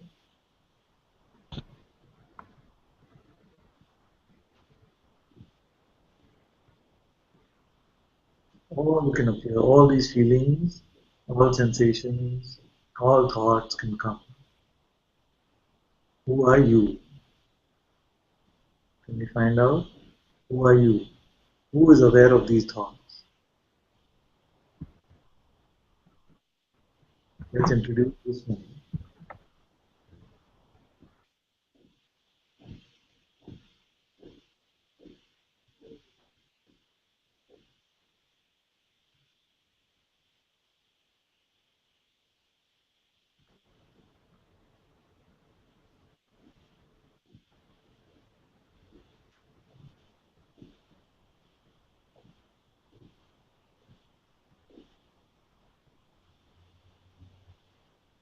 Yeah, I'm listening.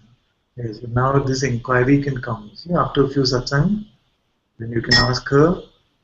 So if I were to ask her, who are you? What would she say?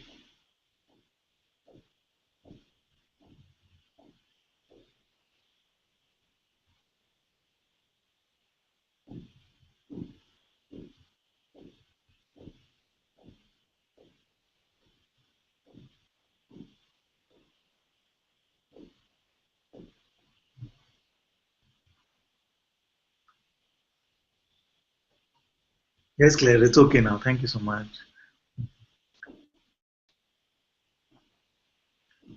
She said she doesn't know. So ask her, are you the body?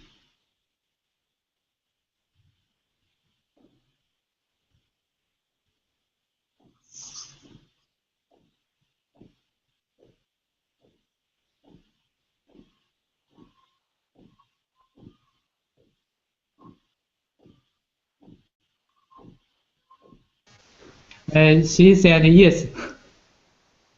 Yes. Okay. She's a body because there is suffering there. So if she says that she is the body, then is the body worried about any relationship? Is the body worried about money? Is the body even worried about pain? Or is it something else which is concerned with all of these things?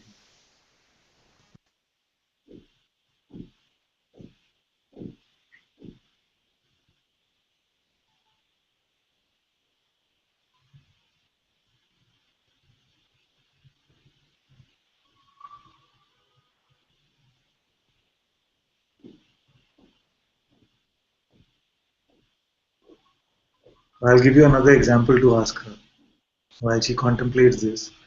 Tell her that when she has a fight with you, she gets upset, but the body is not upset. So who gets upset?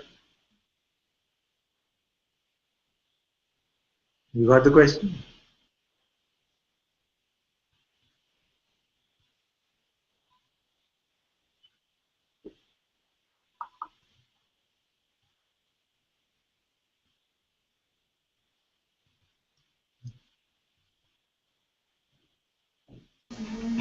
I forgot.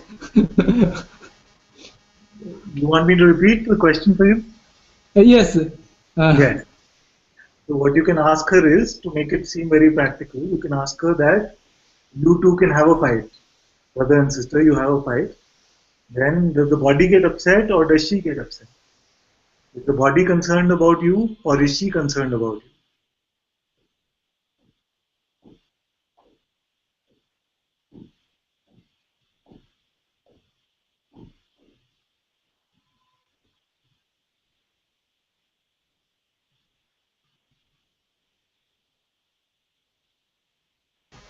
She said she is concerned. Yes. That means that there must be a she. It is not the body. 因为跳的时候觉得就是你跳的时候是个越在意，越到那时候什么地方就越在意。She said she is confused. Yes.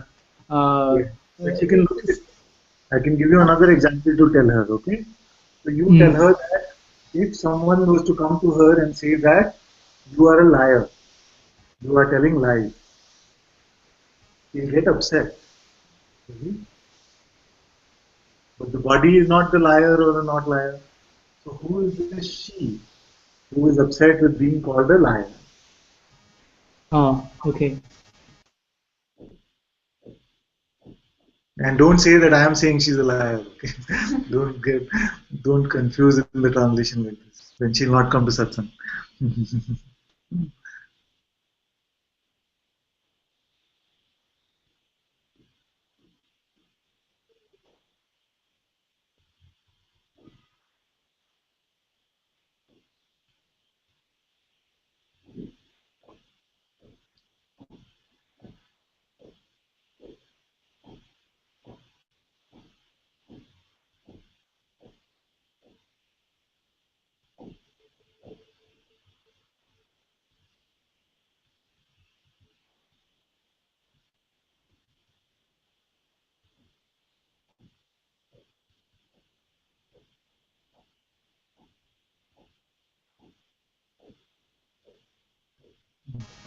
She says she's not clear about she lied or the body lied.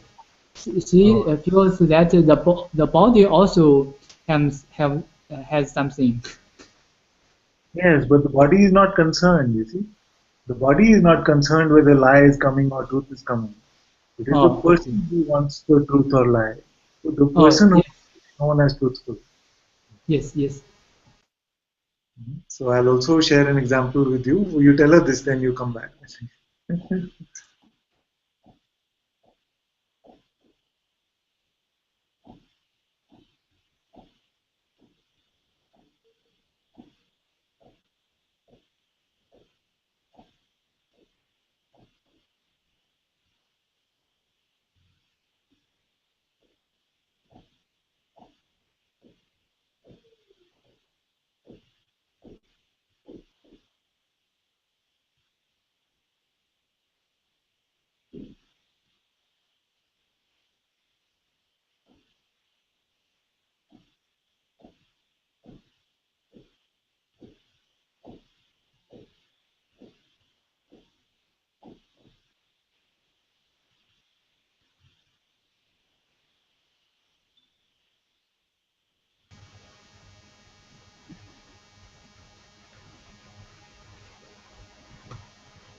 Okay?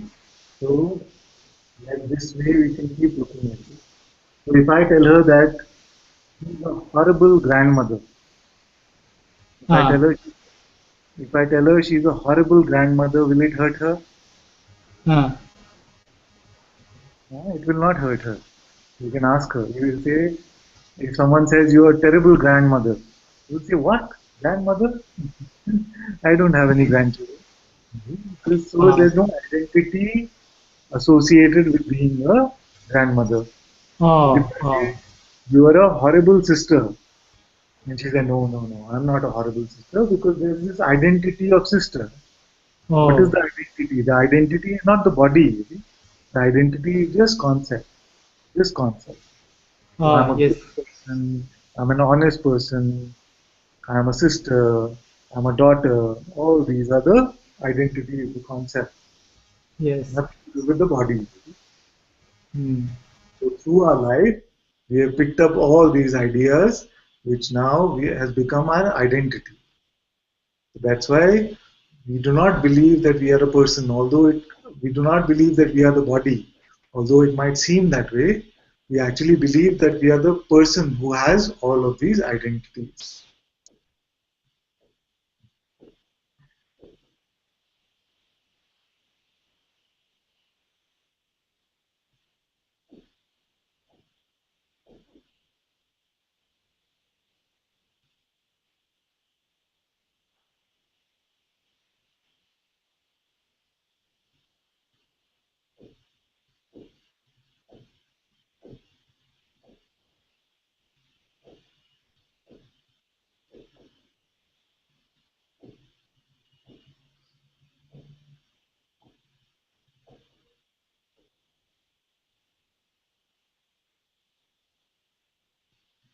Oh, she said, so how to see the identity? Very good. Very good. So there's more clarity now that we do not truly believe that we are the body. Although the mind keeps telling us that you believe that you are the body, we all believe that we are a person. And a person is just a mixture of all of these identities. You tell her this much.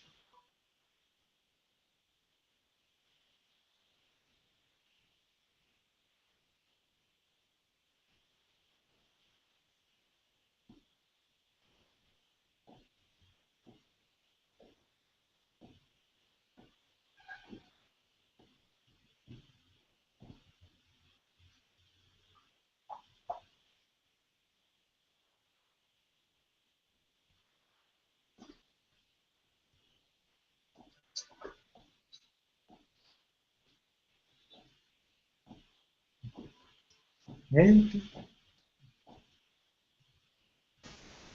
Okay. good. Mm. So just to close on this identity part, and then we will talk about how to resolve this identity. Just to Ah, close on the identity part, you can say that it is this person, this personal identity, which has problems with relationships, problems about work or money, problems even to find freedom. All these are personal problems or belonging to the identity. It is not the body's problem.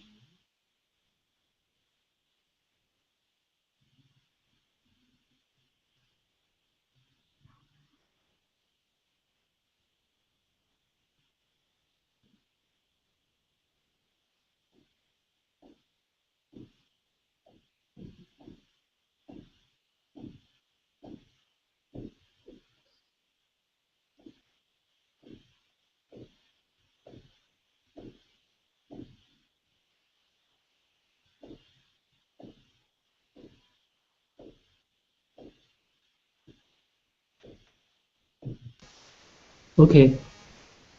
Yes. Okay, so how did these identities get picked up? How did these identities get picked up?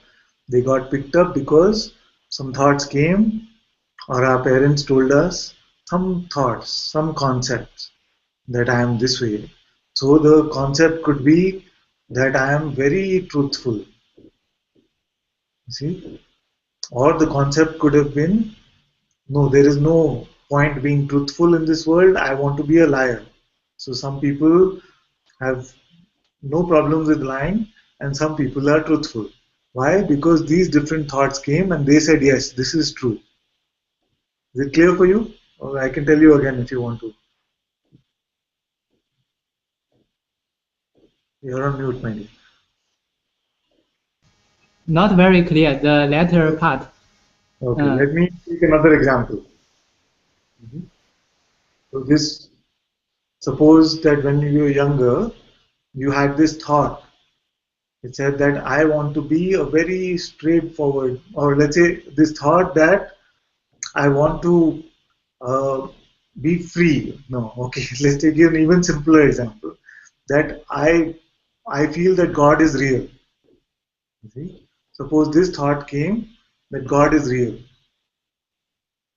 Or another thought could have come saying that God is not real. You see? Depending on which thought you believed, this identity was different. So either you can have a believer identity or a non-believer identity. But it happened because some thought came and you believed it.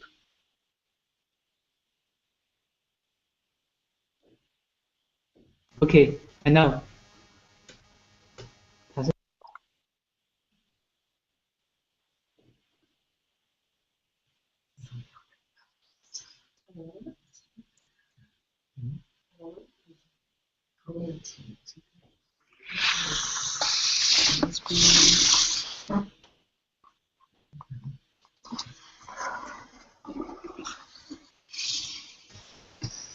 Okay.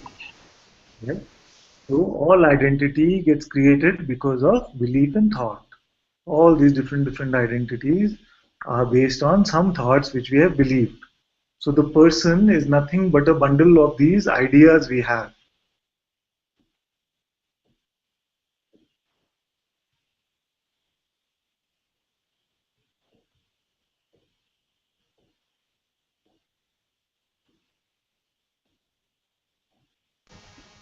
She wants to ask who is believing or not believing. It is this consciousness itself. Uh, It is this consciousness itself, this sense of being.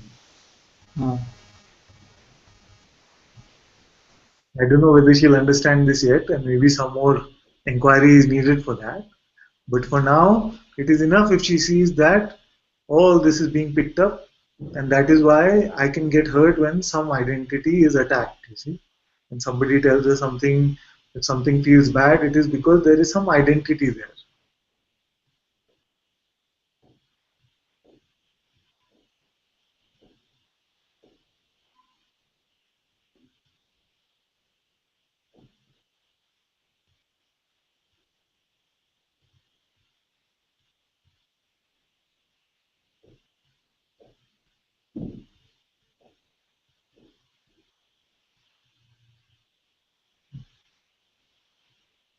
okay. And she can actually, if she can see it like this, then she must do this inquiry and see who is believing thought, or even who am I. See, who is this one who is believing thoughts? She can do some inquiry, and then she can do for a few days, and then she can come to satsang and say, this is what I feel. Okay.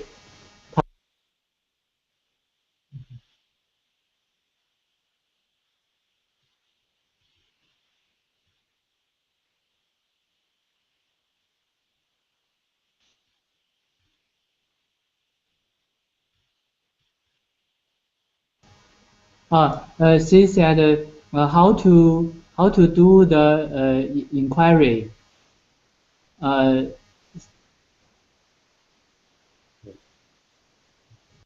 Very simple way I will tell you for now. The simple way for now is tell her to be aware of the thoughts which are coming and going, and just to ask who is watching these thoughts. Just very simply we do like this for some time, then we'll tell you the next. Okay. 他说是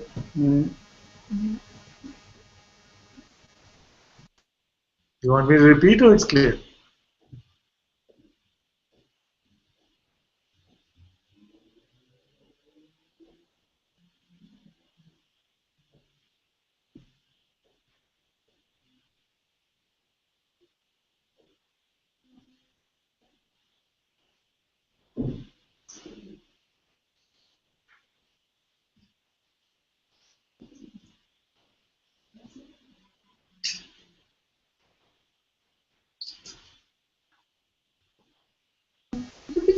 She said before because I had told her about something about this. She take some practice, but now she finds that it doesn't work. She still believing. Yes. So like this, the thought will come that it's not working. Even that is a thought. So even when this thought comes that it's not working, it's not for me, I don't understand, it's too difficult, all these kind of thoughts can come. But you just have to ask who is aware of these thoughts, who is watching these thoughts.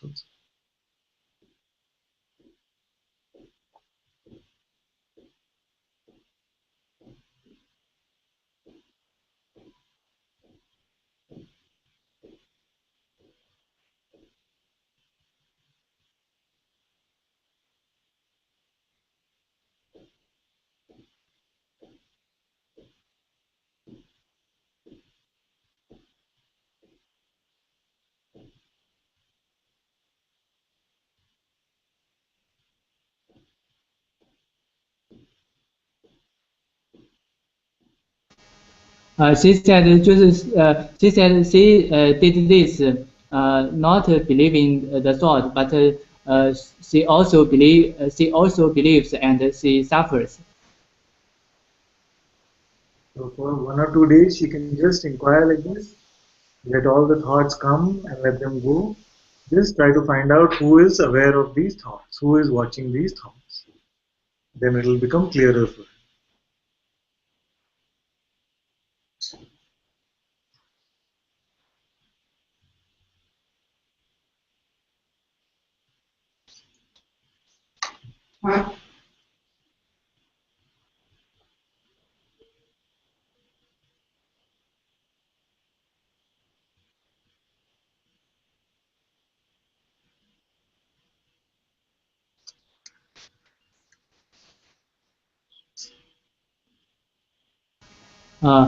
She said the seeing is seeing the watching the thought. The seeing. Oh, She said that? The seeing is watching the thought. And where is she? In relation to this seeing, where is she?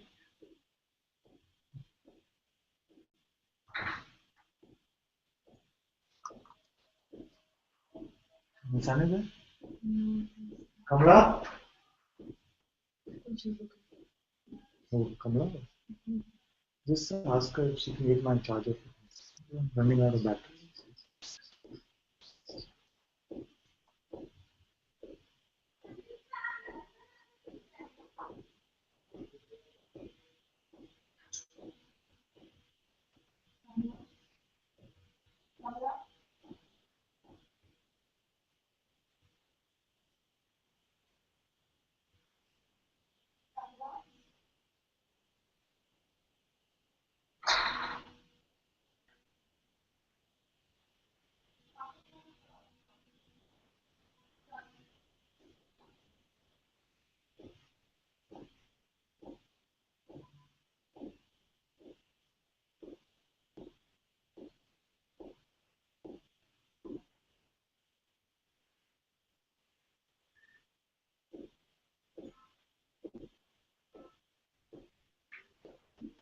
She said she feels sometimes there is a she, there is a person is seen，是不是？对，那个让大家看对吧？There is a person is seen. Sometimes there is no person. There is no person seen. The person, and what does this person look like? Can she tell me one thing about this person?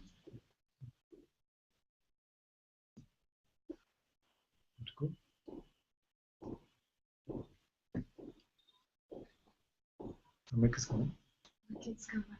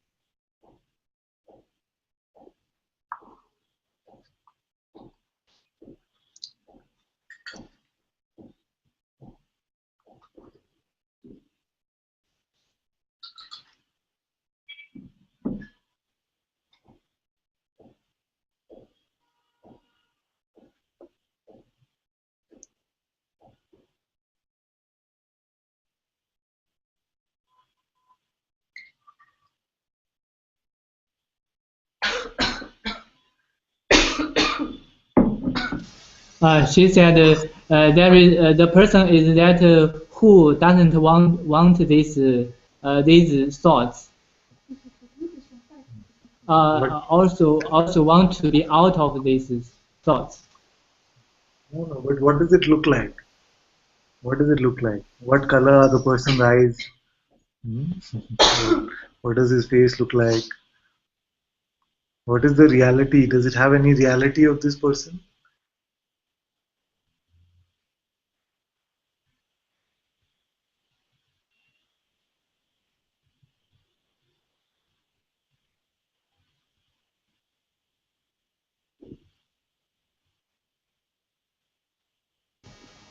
She can't find.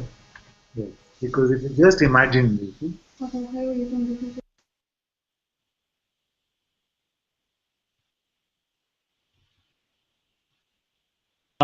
She said the person is just a feeling in the body. Yes, and this also is seen. So the seeing sees this also, isn't it? You can tell her that.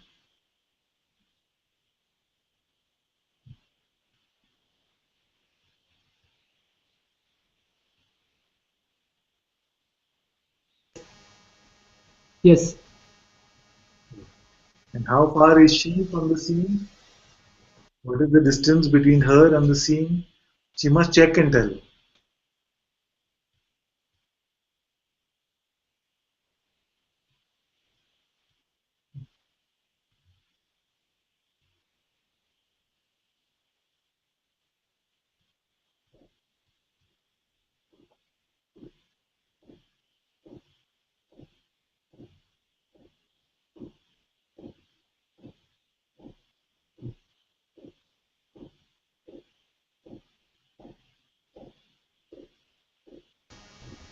She says she sometimes there is a distance, sometimes no distance.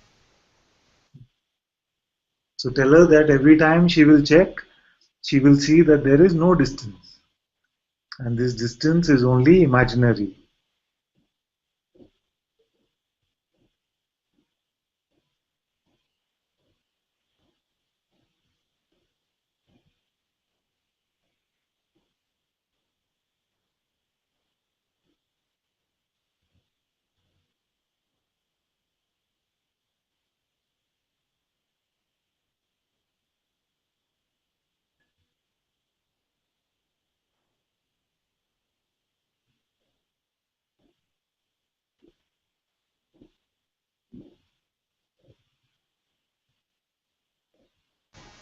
She said indeed. Very good, very good, very good. So just like this, she can contemplate till the next satsang, and then we will continue our conversation. This is very good. Okay, thank you. Thank you, Tara, for translating. Oh.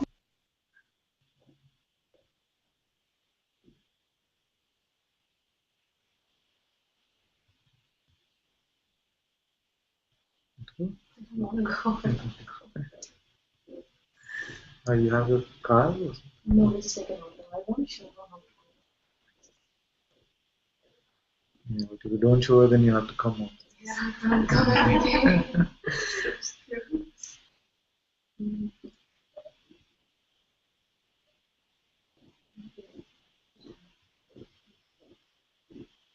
Tomorrow.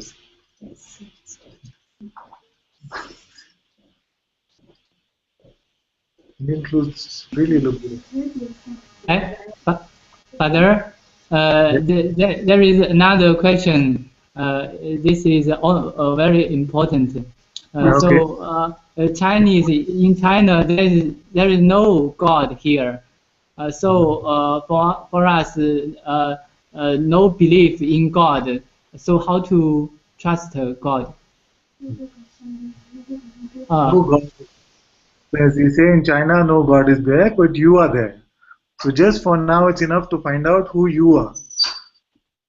Yes? Once you find out who you are, then we can talk about God after that.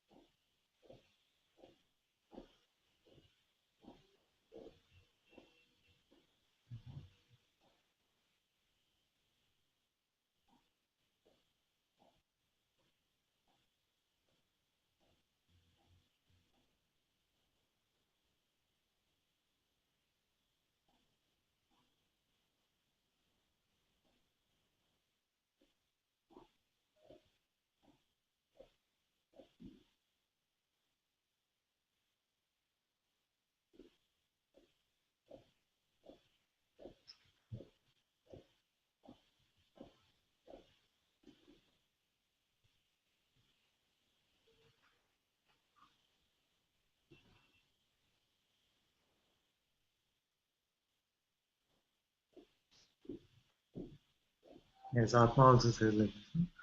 No God in China. She knows what it means. In the former Yugoslavia, no believing in God. Yes, in the communist countries, this concept of God is not there. She says she doesn't understand. It's okay. So let's not try to pick up another question now. Let's just stay with this contemplation on who am I? Who is the one who is seeing? The seeing is here. Just stay with these contemplations, and then all this will become clear. Yeah, there's been a few more satsangs, then even the concept of God will be clear.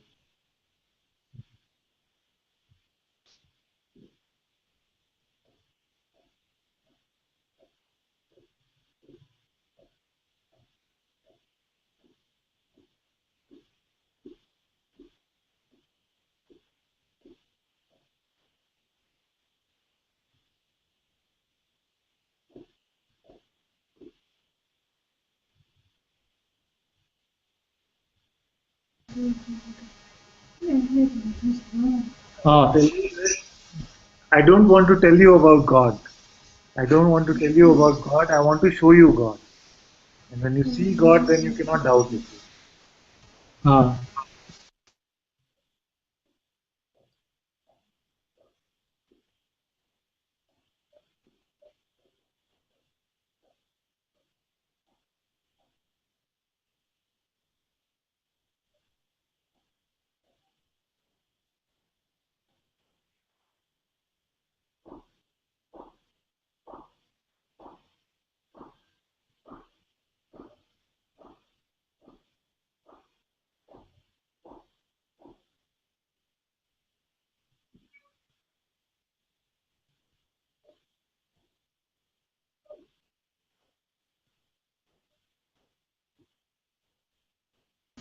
oh. She said because she can't understand English, so if you can give some quiet, uh, uh, uh, that's what? Quiet meditation.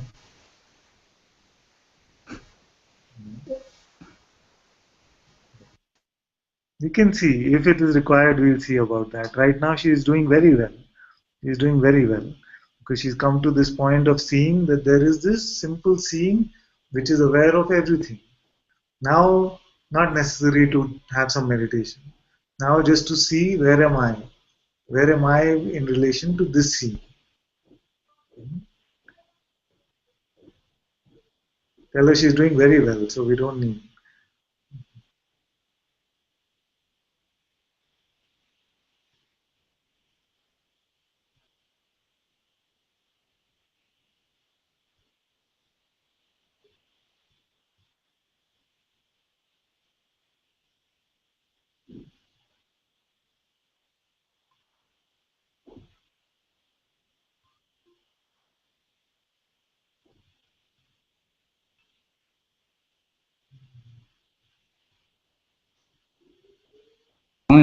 And another question, she when she does something, there is an obstacle from money. Uh, that, Hello, Manish.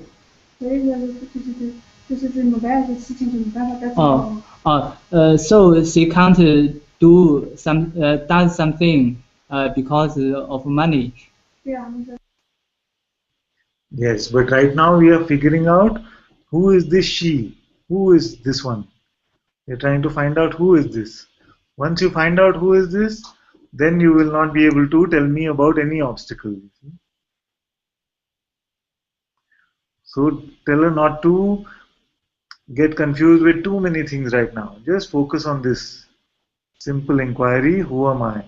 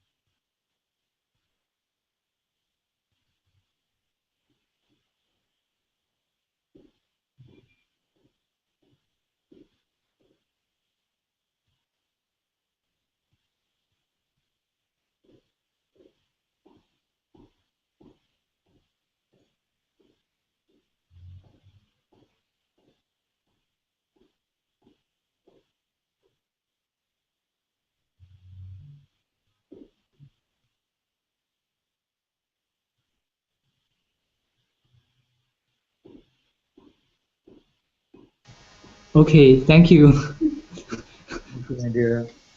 Thank you so much. So much love to both of you.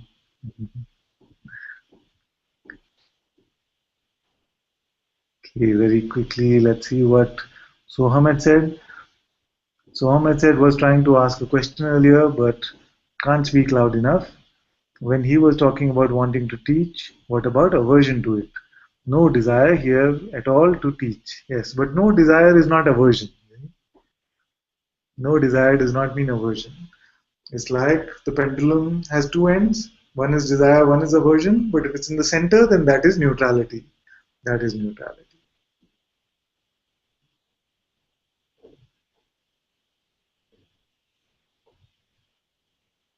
Good.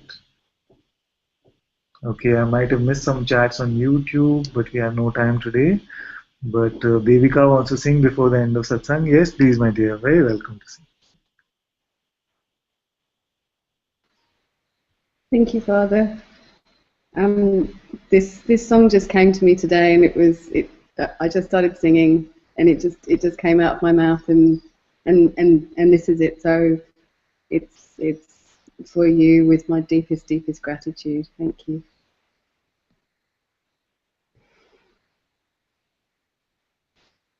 Om Namah Shivaya.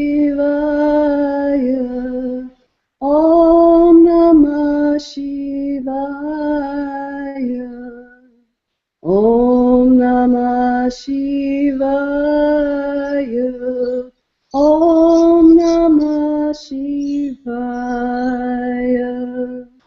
Om Namah Shivaya. Om Namah Shivaya.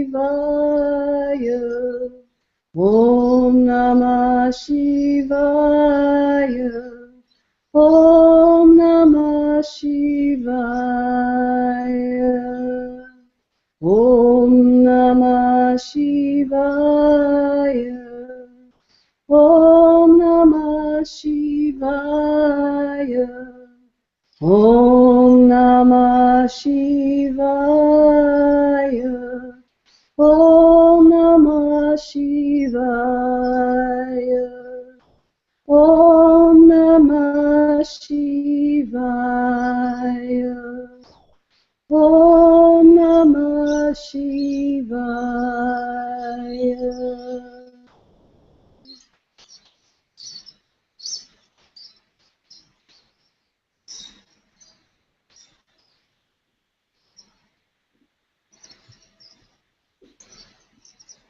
Very nice.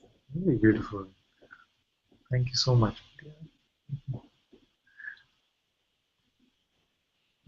And Bhagwati ji says, Devika's song will be available through the Dropbox later today. Wonderful. Wonderful.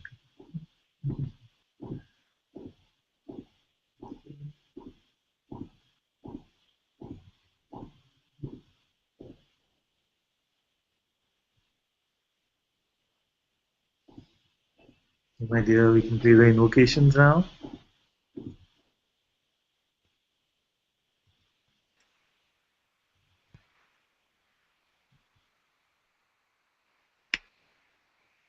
Guru Brahma Guru Vishnu Guru Deva Maheshwara Guru Sakshat Para Brahma Tasmai Shri Gurave Namaha Yanamulam Guru Murti Pujamulam Guru Padam Mantramulam Guru Vakyam Mokshamulam Guru Kripa Mokshamulam Mujiji Kripa Mokshamulam Ananta Jiva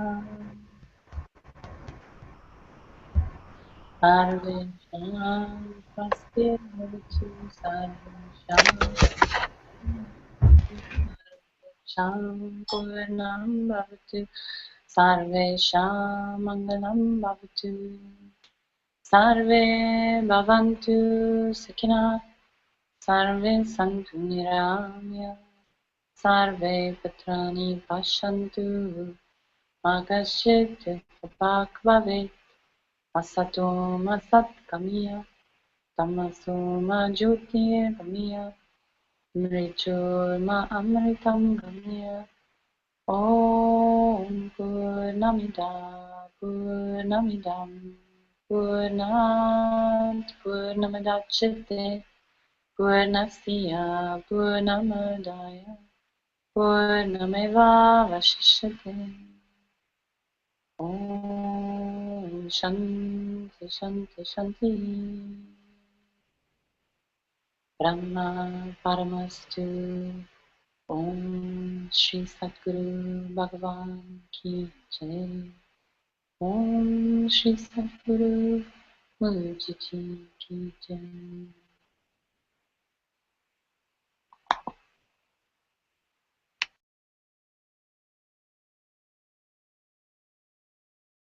Guru Vishnu Guru Devo Maheshwara Guru Sakshat Parabrahma Tasmai Shri Gurave Namaha.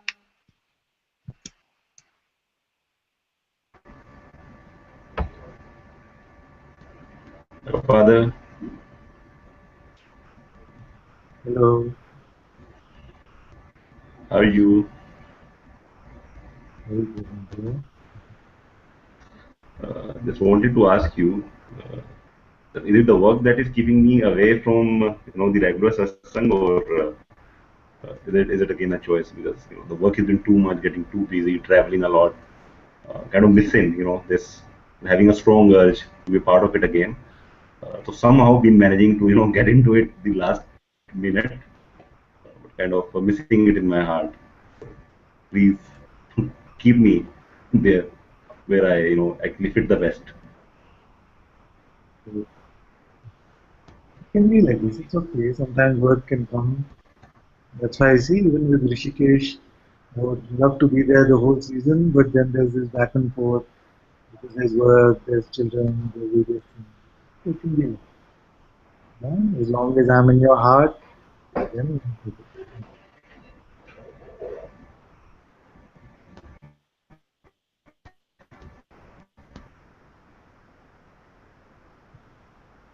Thank you so very much. very well.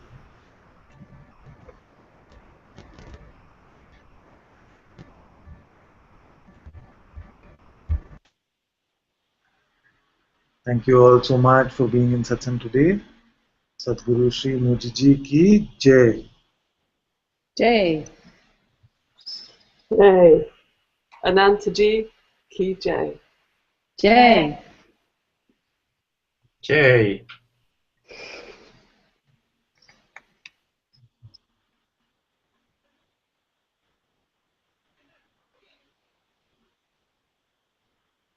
So much love to all of you on YouTube as well.